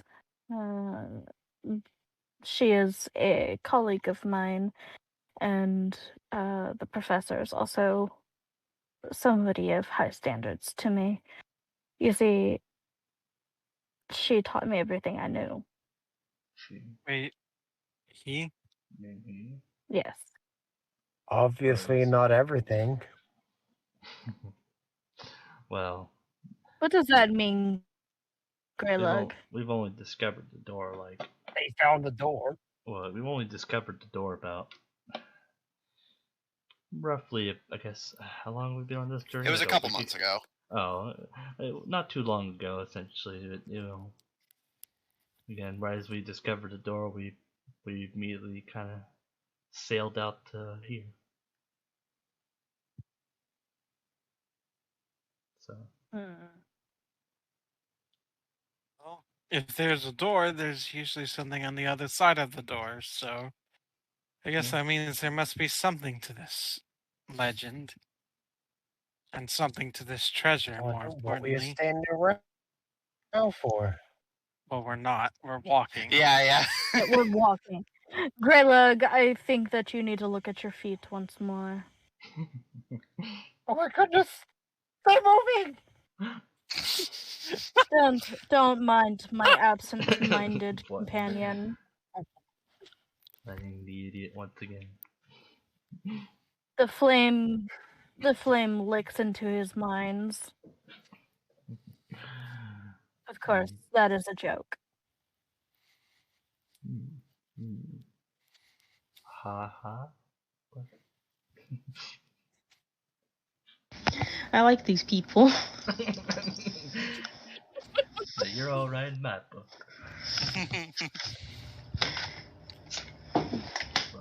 I'm gonna assume, as usual, Flower and Fall are just kind of on Paul's shoulders. Yeah. You can That's- always ride on Asari's. She's got her staff too. That is true. Although, depending on if it's rounded at the top, they would just slip off.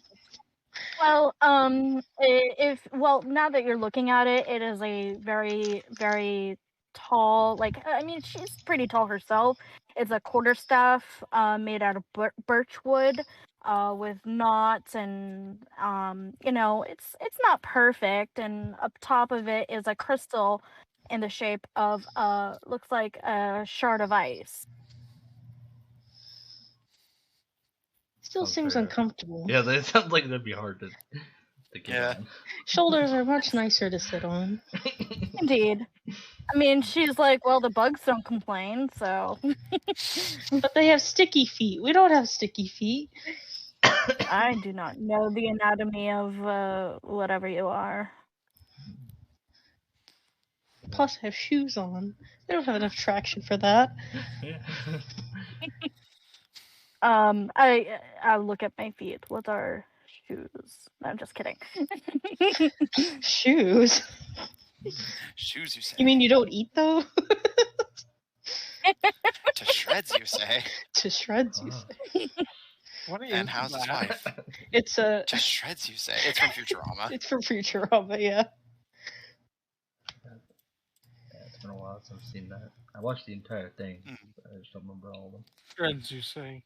There's too many good jokes. Okay, continue. All right. Is that the end of your questions, Ivabin? For now. All right. For now, I'm gonna continue being skeptical later. Perhaps. Satiated for now. The party seems more or less on the same page. If the treasure's real, you're all well on your way to being the first and only people to discover it, alongside your ever-growing list of allies that you will be splitting the profits between. As Flower and Fall, up to this point, you have promised a cut of the treasure to anyone who travels with you, the pirate crew that's helping you, Professor Plaster and Anna Kemmery, and the list is only growing longer. It's like we have This so seems much like a recipe for betrayal. Nah, we're gonna have such Oh, a you know. long list. We're gonna share. It's like you get a gold, you get Yeah, a you gold. get a gold coin, you get a gold coin. To be fair, if the rumors are true, there will be enough here to set everyone, even if the list was like 500 people for life. But This might be enough money for the entire world, and it's going to get hoarded. So, Capitalism. I have suspicion that it may not be gold.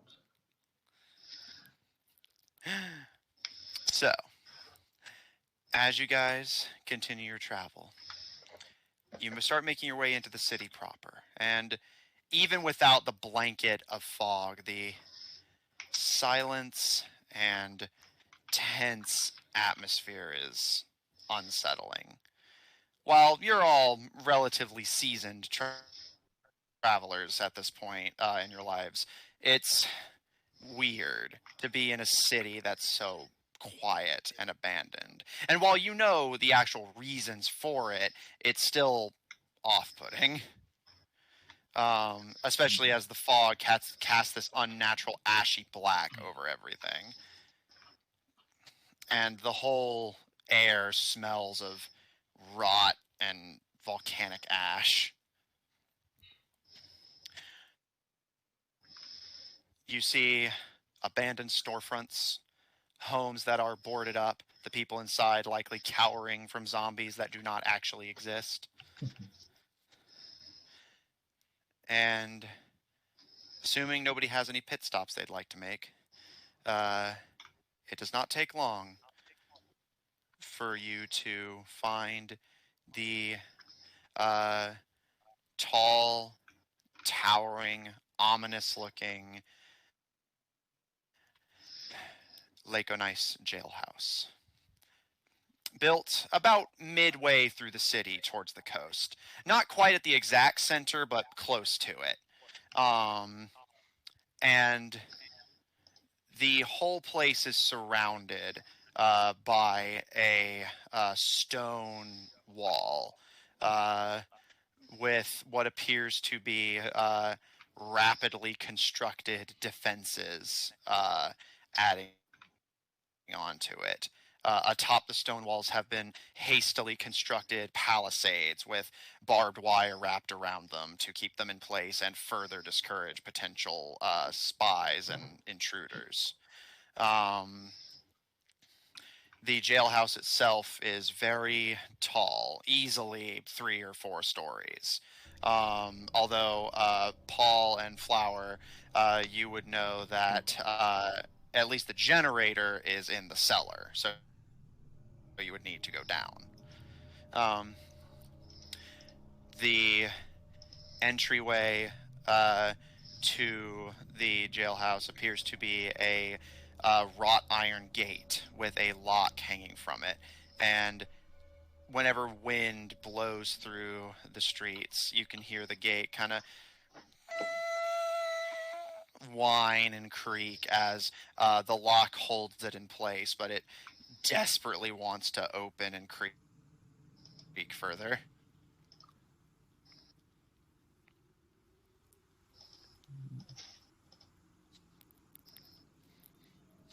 Well, that should be easy to get into.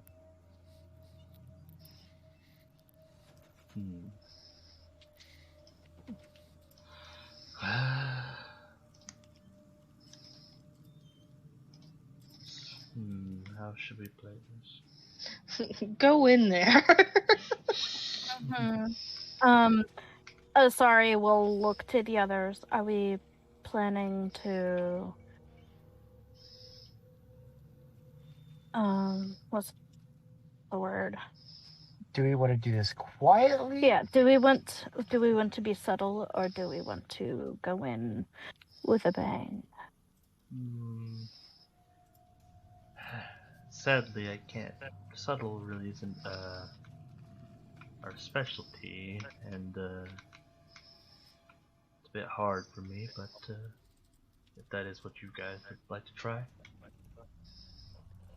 Well, do you intend on leaving people alive?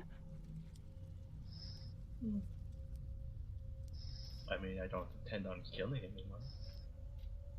Me neither. What is the intention then?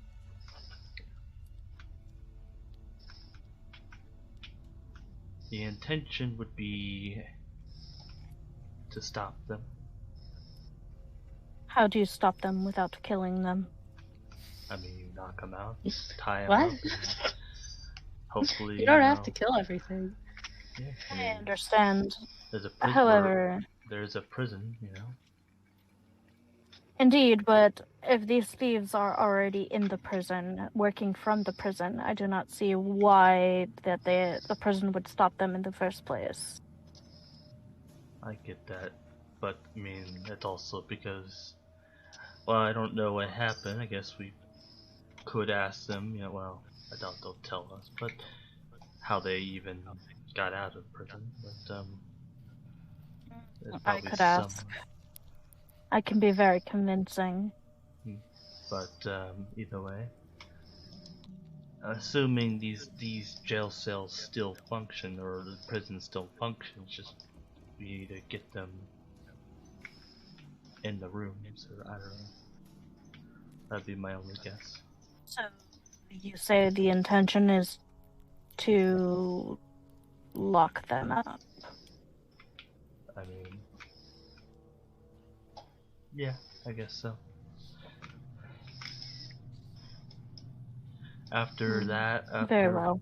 After we lock them up, it's up to the people to decide what they do with them next. Very well. Does that mean no rippy rip? That is correct. Man.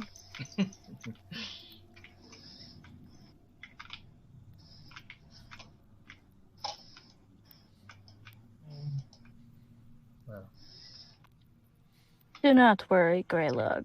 You can get your fill another place. But Fine. so we going. So would y'all prefer to go quietly, and then I guess I can. How about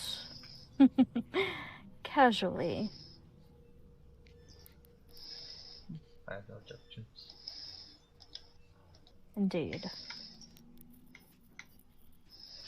With that Grelic, being, are you with me? said, I will. I guess making sure the doors politely open, just and Well, kind of it's just got a lock. oh, got a lock. Yeah, that's why it's not swinging open in the wind. So Mhm. Greylog would like to cast Primal Savagery again, and just grab the lock and break it. I'll call this an attack roll. Make me an attack roll. Does a Does the 21 lock- hit? And yes, it does. You don't need to worry about damage. And what, Ivan? Does a lock have an AC and health? The objects don't necessarily have health, but they do have an armor class, so that's why I ask. Greylog, you grabbing the lock in your powerful feral talons, crush it, and as the pieces fall, you and Paul pull what's left of it off of the gate, and the gate now hangs freely if someone wishes to open it. After you, my lady. She pats him on the head and enters. As you push open the gate, you hear a ting of a tripwire being pulled, and you look to see the severed halves of a silvery wire that had been tied to the underside of the gate that has now been snapped by your opening of the gate. And you have just enough time to process that before all of you are hit with a deafening blast of what sounds like circus calliope music. This da da da da da da da da da to a deafening volume.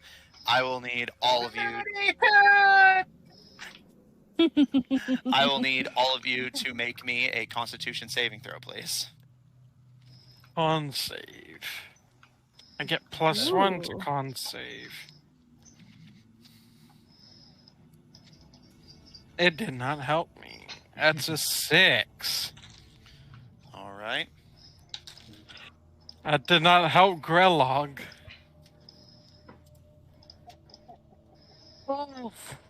Oh, Fine. is Asari the only one who rolled well? I rolled a 19. I got a +0, so just straight up 19. Okay. Flowerfall. Con save. Yes. Paul got a Okay, 16. making sure. What? Okay. What is this? What is my constitution?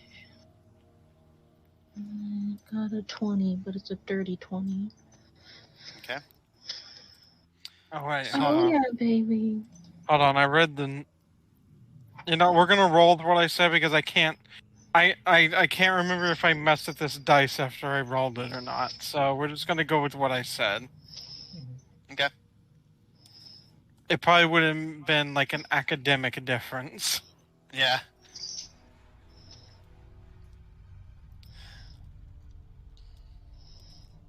What did I say? You got a 6, I believe, like a 4 or 6, something in that range. You failed for sure. All right, Paul. Sorry. Okay. And 16. does this do half damage?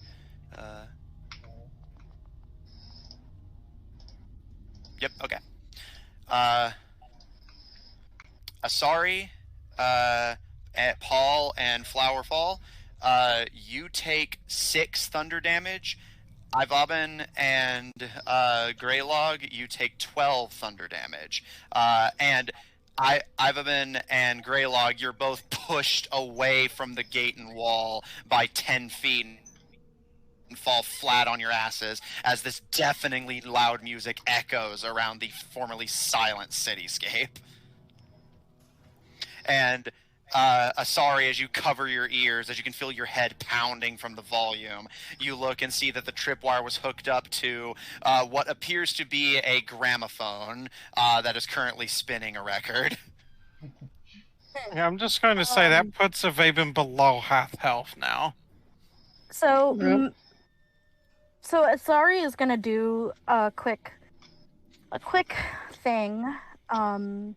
After that happens, she is going to take a long nail and scrape a splinter off of her quarterstaff, and she is going to whisper something to it, and she's going to cast Merry Marionette and summon Mary, her Merry Marionette.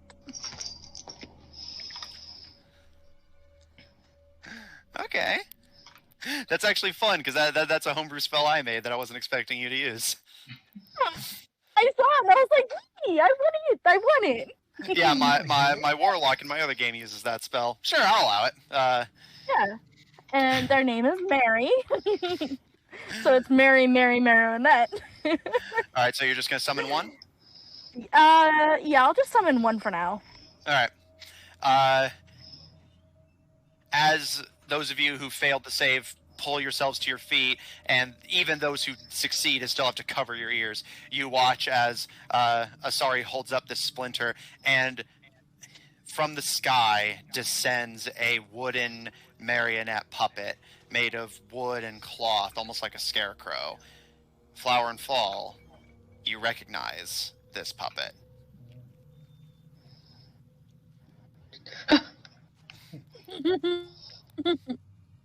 Oh no. A friend of yours used puppets very similarly to protect themselves whenever pranks and japes they would pull went a little south. How do you know that spell? I acquired Can they it. hear in this noise? You can, but it's like basically you're having to. It's stage, like basically similar to how we have stage whisper. It would basically be stage yelling, but yes. How can you hear?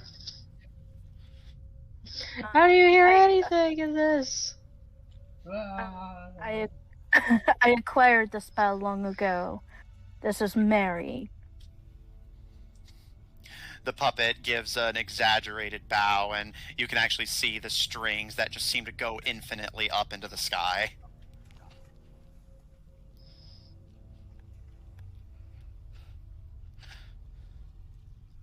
They give a disgruntled look.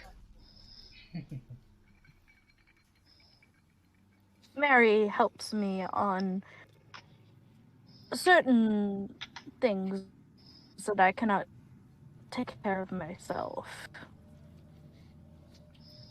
Glass! It's too loud! What?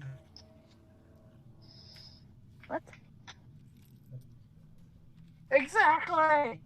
The music's still going. What? Yeah, the music's still going. What? Can I cast Thorn Whip? On my marionette? No! On the pair The gramophone. Player thingy. Yeah, Oh, easily I'm gonna make it. just have Mary take care of it. You're busy talking. Greylog, make me an attack roll with Thorn Whip. Question! I mean, Am I not just supposed to answer? It's good. true, but you're Let's still the be real, music's still let's be real. going. Let's be real. This is like a very elaborate way to deal with something that you probably could have just smashed with your staff. 10. it takes you some effort, but you hoist the thorn whip over your head, and as a thorny vine appears in your grip and whips out, you don't smash it, but you do knock one of its legs out. It basically wraps around it, and you pull, and knocking it over. It doesn't smash, but it does knock the record loose, and the city once again falls silent. Although you imagine everything within I don't know, like 3 mile or plus radius probably heard that. Pretty much stealth is already out the window. Mary, do me a favor. Go ahead. See what's there. They give a very wooden salute and start to do that kind of unsettling marionette walk as they start making their way towards the prison doors. Wooden salute. Hee-hoo. Hee-hoo. While Joke, though. While that's happening, what are the rest of you doing?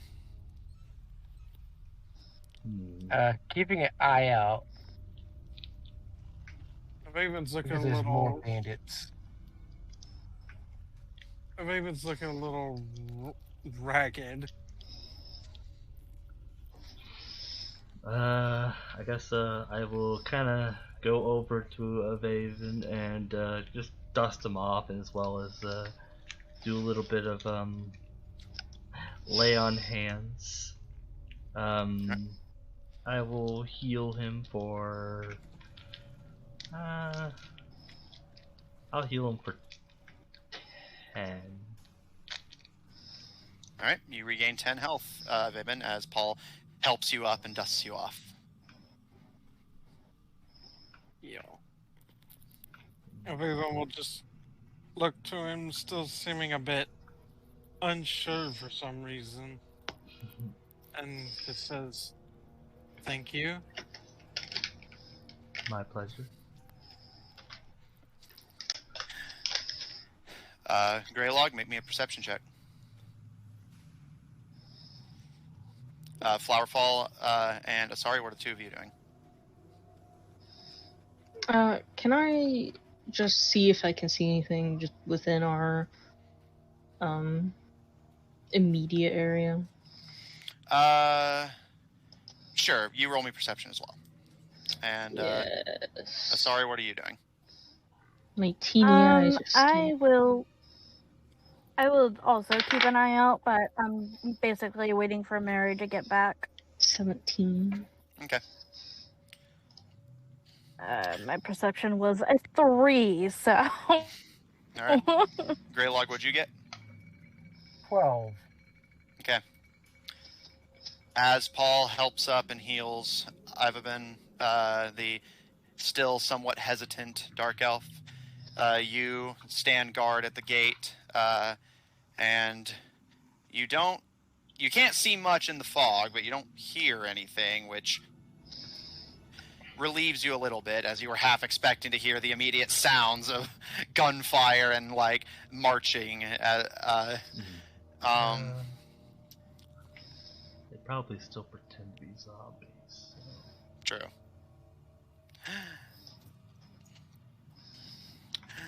Flower and Fall. So you're just kind of looking in your immediate area? Mm-hmm.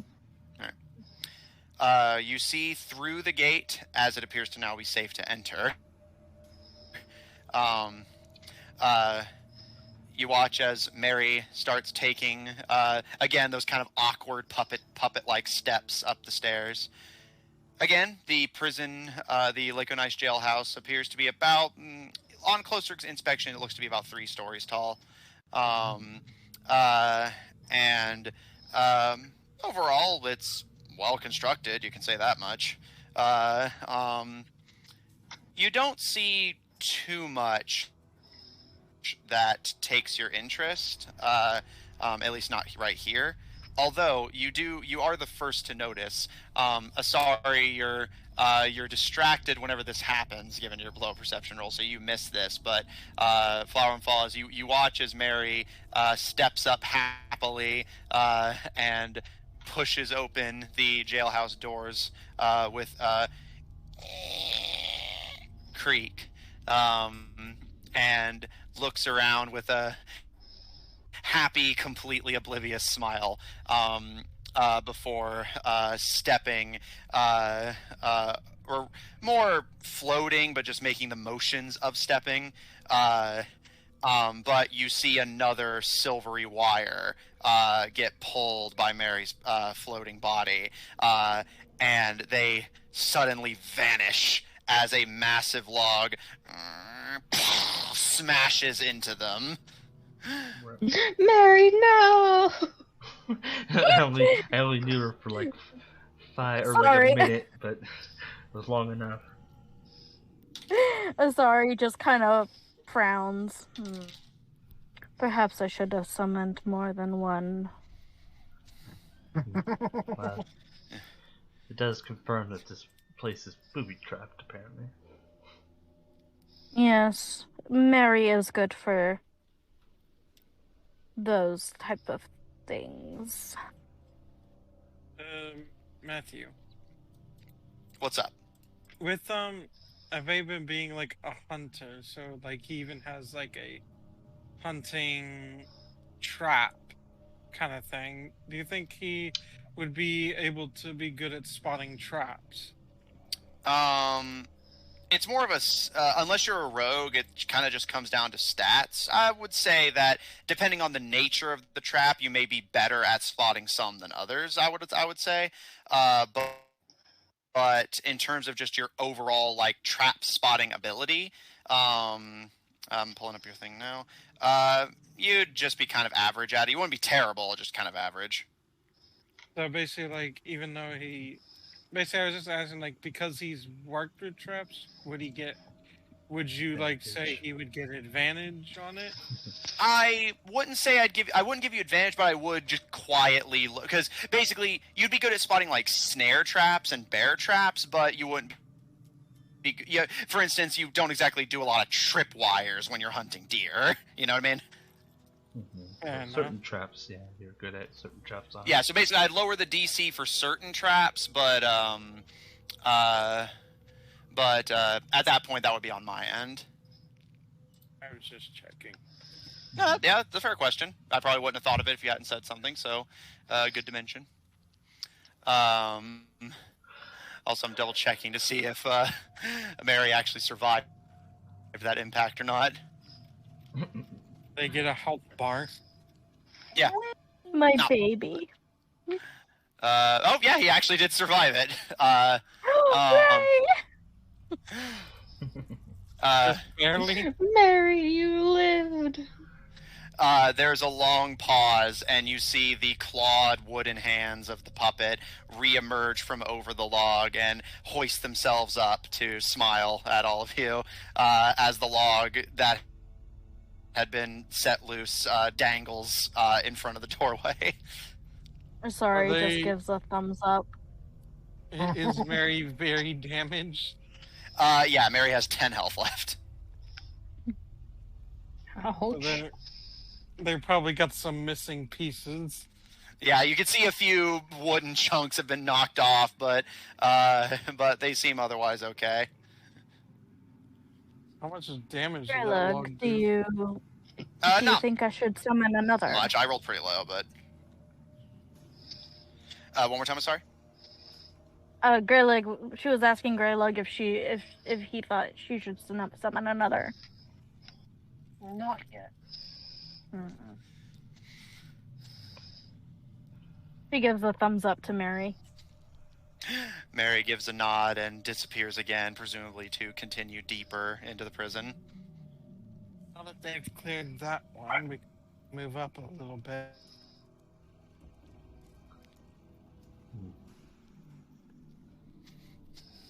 Well, at least if traps are all the same, then we at least know what we're looking for.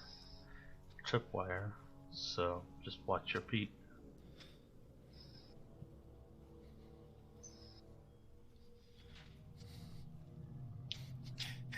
See, this is nice. Everyone's working together. It's so nice! I'm like, is this how it actually works? day before, just like, fuck you, you're gonna die, I'll kill you.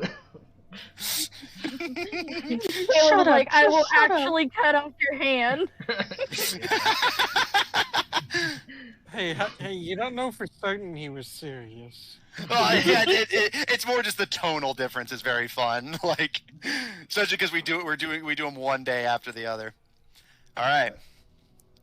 With this Mary acting as a scout, you all slowly make your way forward across the prison courtyard, and Asari, you're big and strong, so you have to kind of hold up the log a little bit to allow the others to get under it before sliding under yourself. Can I flavor it and say that she picks it up with their tail? Sure. Cool. Using your tail to hold the log up so the rest of the party can enter, you slide under as it falls back into place behind you. So as I'm going under the log, can I take a peek at Asari? Under her dress, you creep! Well, I'm down there anyways. Well, no. Breathe. No, the angle would not allow for that. Asari still has like a firm foothold on.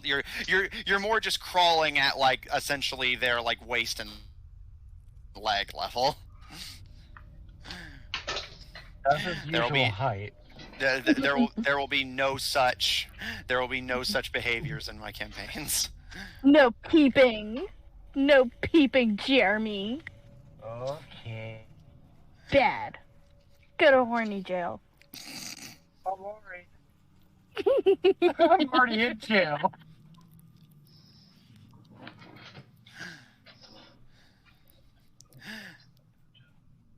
And as you all enter, you find yourself in what would appear to be the office, for lack of a better term, of this prison, with Mary currently looking around as if debating which door to take. You can see a couple different entrances on all sides of you. But already, even through the prison walls, you can hear an uproar of muffled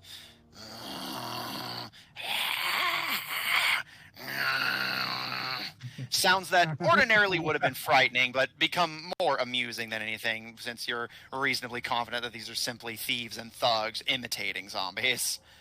Raven's gonna be like, they are really committed to this act. I mean, it's very, very amusing. You would think that whenever they're in the prison, that they would, Well, drop it until I'm somebody pretty sure showed they up. know we're here, as you pretty much, if you remember that big old loud sound. Yeah, but they don't know that we're right there on top of them yet. Well, Yes, don't but know they if we're also not. don't know that we know that. They also don't know that we know that they're faking it, which is also amusing. Matthew. What's up? And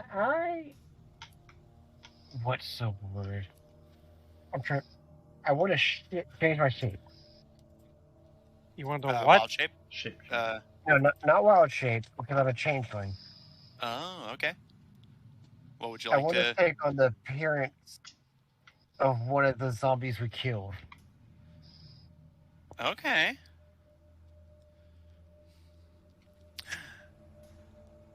Okay, sure. Greylog, you must also make noises. Yes, that is adequate. Wait, what did he do? I didn't hear it. He's a changeling, so he can change his appearance at No, will. I heard that. I didn't hear his. He's grown. He's turning into one of Growling. the zombies that you killed and is imitating them. So, but putting on a relatively convincing deception that he is one of them, since they would obviously have no way of knowing that that guy is dead yet. Exactly. Oh no, what will I ever do? It is my greatest fear. A wild man who is diseased is after me. Greylog, you take on the form of one of the ones that had attacked you, specifically the one that had landed a pretty powerful punch on you. A relatively pudgy, pale human man with long locks of blonde hair and a small red beanie pulled over his head, still with the zombie makeup you had seen him in. It looks like this zombie had eaten too much.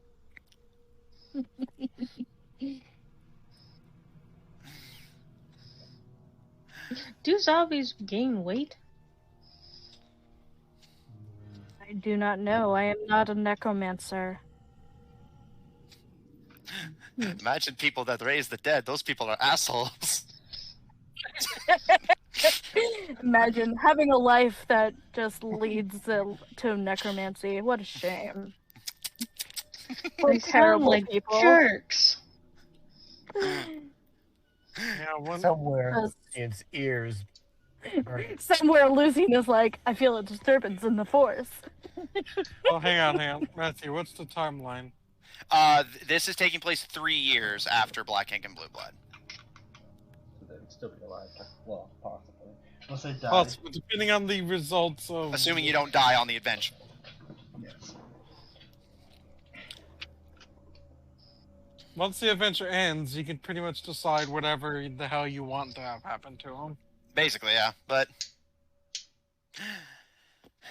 as you guys form up, a actually relatively well-coordinated and thought-out plan beginning to take shape, while you have been caught off guard by these... whenever the second campaign party tries to make plans, they just argue. But this party just seems to improvise a plan better than they actually make plans. Yeah, like basically you guys all separately improvise a plan, and basically you guys yes and each other. Like, hey, what if I turn into one of them and just yes and we'll do this, and the other person's like yes and we'll add on to it. Meanwhile, it's like, hey, what if we did this? Fuck you! Like, no, Shut up! Fist fight for an hour. Like, you're wrong and you should feel wrong. Lucian gotta love nobility. Lucian just like, you are all wrong. How can you live being so wrong all the time? I'm so sorry. I've never met someone who was so wrong before. Honestly, Never met right. That so many dumb people. That very well describes Lucian's mentality, I think. Yeah. Basically. All right, so while you have stumbled a little bit on the entrance, you have lost the element of surprise, and but as Paul observed, do know this place to be pretty heavily booby-trapped from the looks of it. Flower and Ivaben, you can still see the space where the log had been strung up to fall whenever the tripwire gave way. A plan is coming together as you ready for a improvised but decently well coordinated assault on the jailhouse turned bandit lair turned quote unquote necromancy zone in hopes of restoring order to the city of Laconise and potentially gaining access to the trolley by reactivating the generator that will act as your first step towards getting the first of 8 keys. And that, I think, is where we're going to end tonight's session. Oh my gosh. Good first session. Yeah. Oh, absolutely. I am already really digging this party. I was curious what everyone's characters are going to look like in action. And yeah, it's a refreshing change of Flower pace. and Fall are kind of diet care. Yeah, well, I do find it amusing, though. I was thinking about it whenever we were making that joke of like, yeah, fuck necromancers, am I right? Says Amanda's not necromancer character. I do find it amusing that, in turn, you are playing a character that Kara would likely eat. Probably, yeah. But still, oh my goodness. Yeah, it's all great, but, Like- you know, it's like- going to be interesting. Sorry, Jer. Sorry. Cool. Mhm. Adorable. Adorable. I love him. I make nothing but cute characters, regardless of how you feel. I am here for this content. Absolutely. So, and what were you going to say, Hunter, while I get the outro pulled up? I was just gonna say it's all fun and games, but I'm telling you right now, Avaben is not going to go out of his way to not kill. Oh, I figured. Sorry, is kind of like on the fence. She was kind of like, if it happens, it happens. I don't even think Paul and Flower agreed that they would not kill anyone so much as they both individually decided that that is not something they do. It's more that they operate on Batman rules. Like, they're not going to pull the trigger, but they're not going to actively stop someone else from doing it unless it's their business. Yeah. Like Matthew, how would you interpret? He's not exactly going to try to not kill them, but he's not going to go out of it. He's not going to go his way to not kill them, but not go out of his way to specifically make. Basically, he's not Batman, but he's not the Punisher either. I'd say it's. How would you do that? Like, would you like roll a dice? Joker. I guess basically, as long as you're not going out of your way to kill them, I would say that basically, I'll put them as operating under player character rules. Like, unless you do double their health, I'll say it counts as a blow they can probably recover from. Basically, he's gonna keep shooting arrows. Did you but if they, and you know, he's gonna keep shooting arrows and hitting them. And if they survive, they survive. If they winds up killing them, it kills them. He's not really gonna care.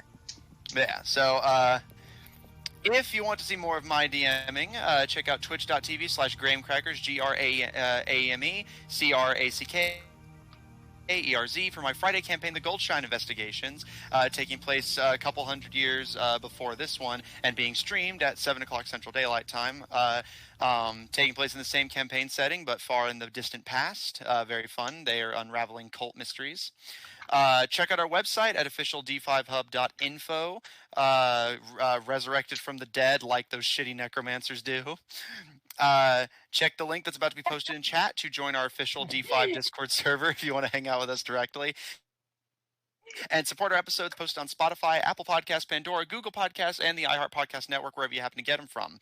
For audio listeners, catch us live on Tuesdays and Wednesdays at 9:30 Central Daylight Time on twitch.tv/Odd Productions, our Tuesday game of Black Ink and Blue Blood, featuring a party of political nobles and agents looking to unravel a political conspiracy that threatens their homeland, and here a party of globetrotting treasure hunters seeking to strike it big. Check out Odd Tornado Productions official on Tumblr to find links to our other works, including our new Dark Elf Rangers Twitch channel at twitch.tv/Killer5. That's 5 with a PH. Don't get it wrong. And if you like what we do, please support us on Patreon. I had it ready.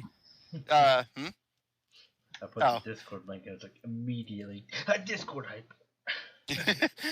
If you enjoy what we do, please support us on Patreon. I will post a link in chat, or on Ko-fi at kofi.com/oddtornadoproductions, and follow us on Twitter at twitter.com/tornadoodd.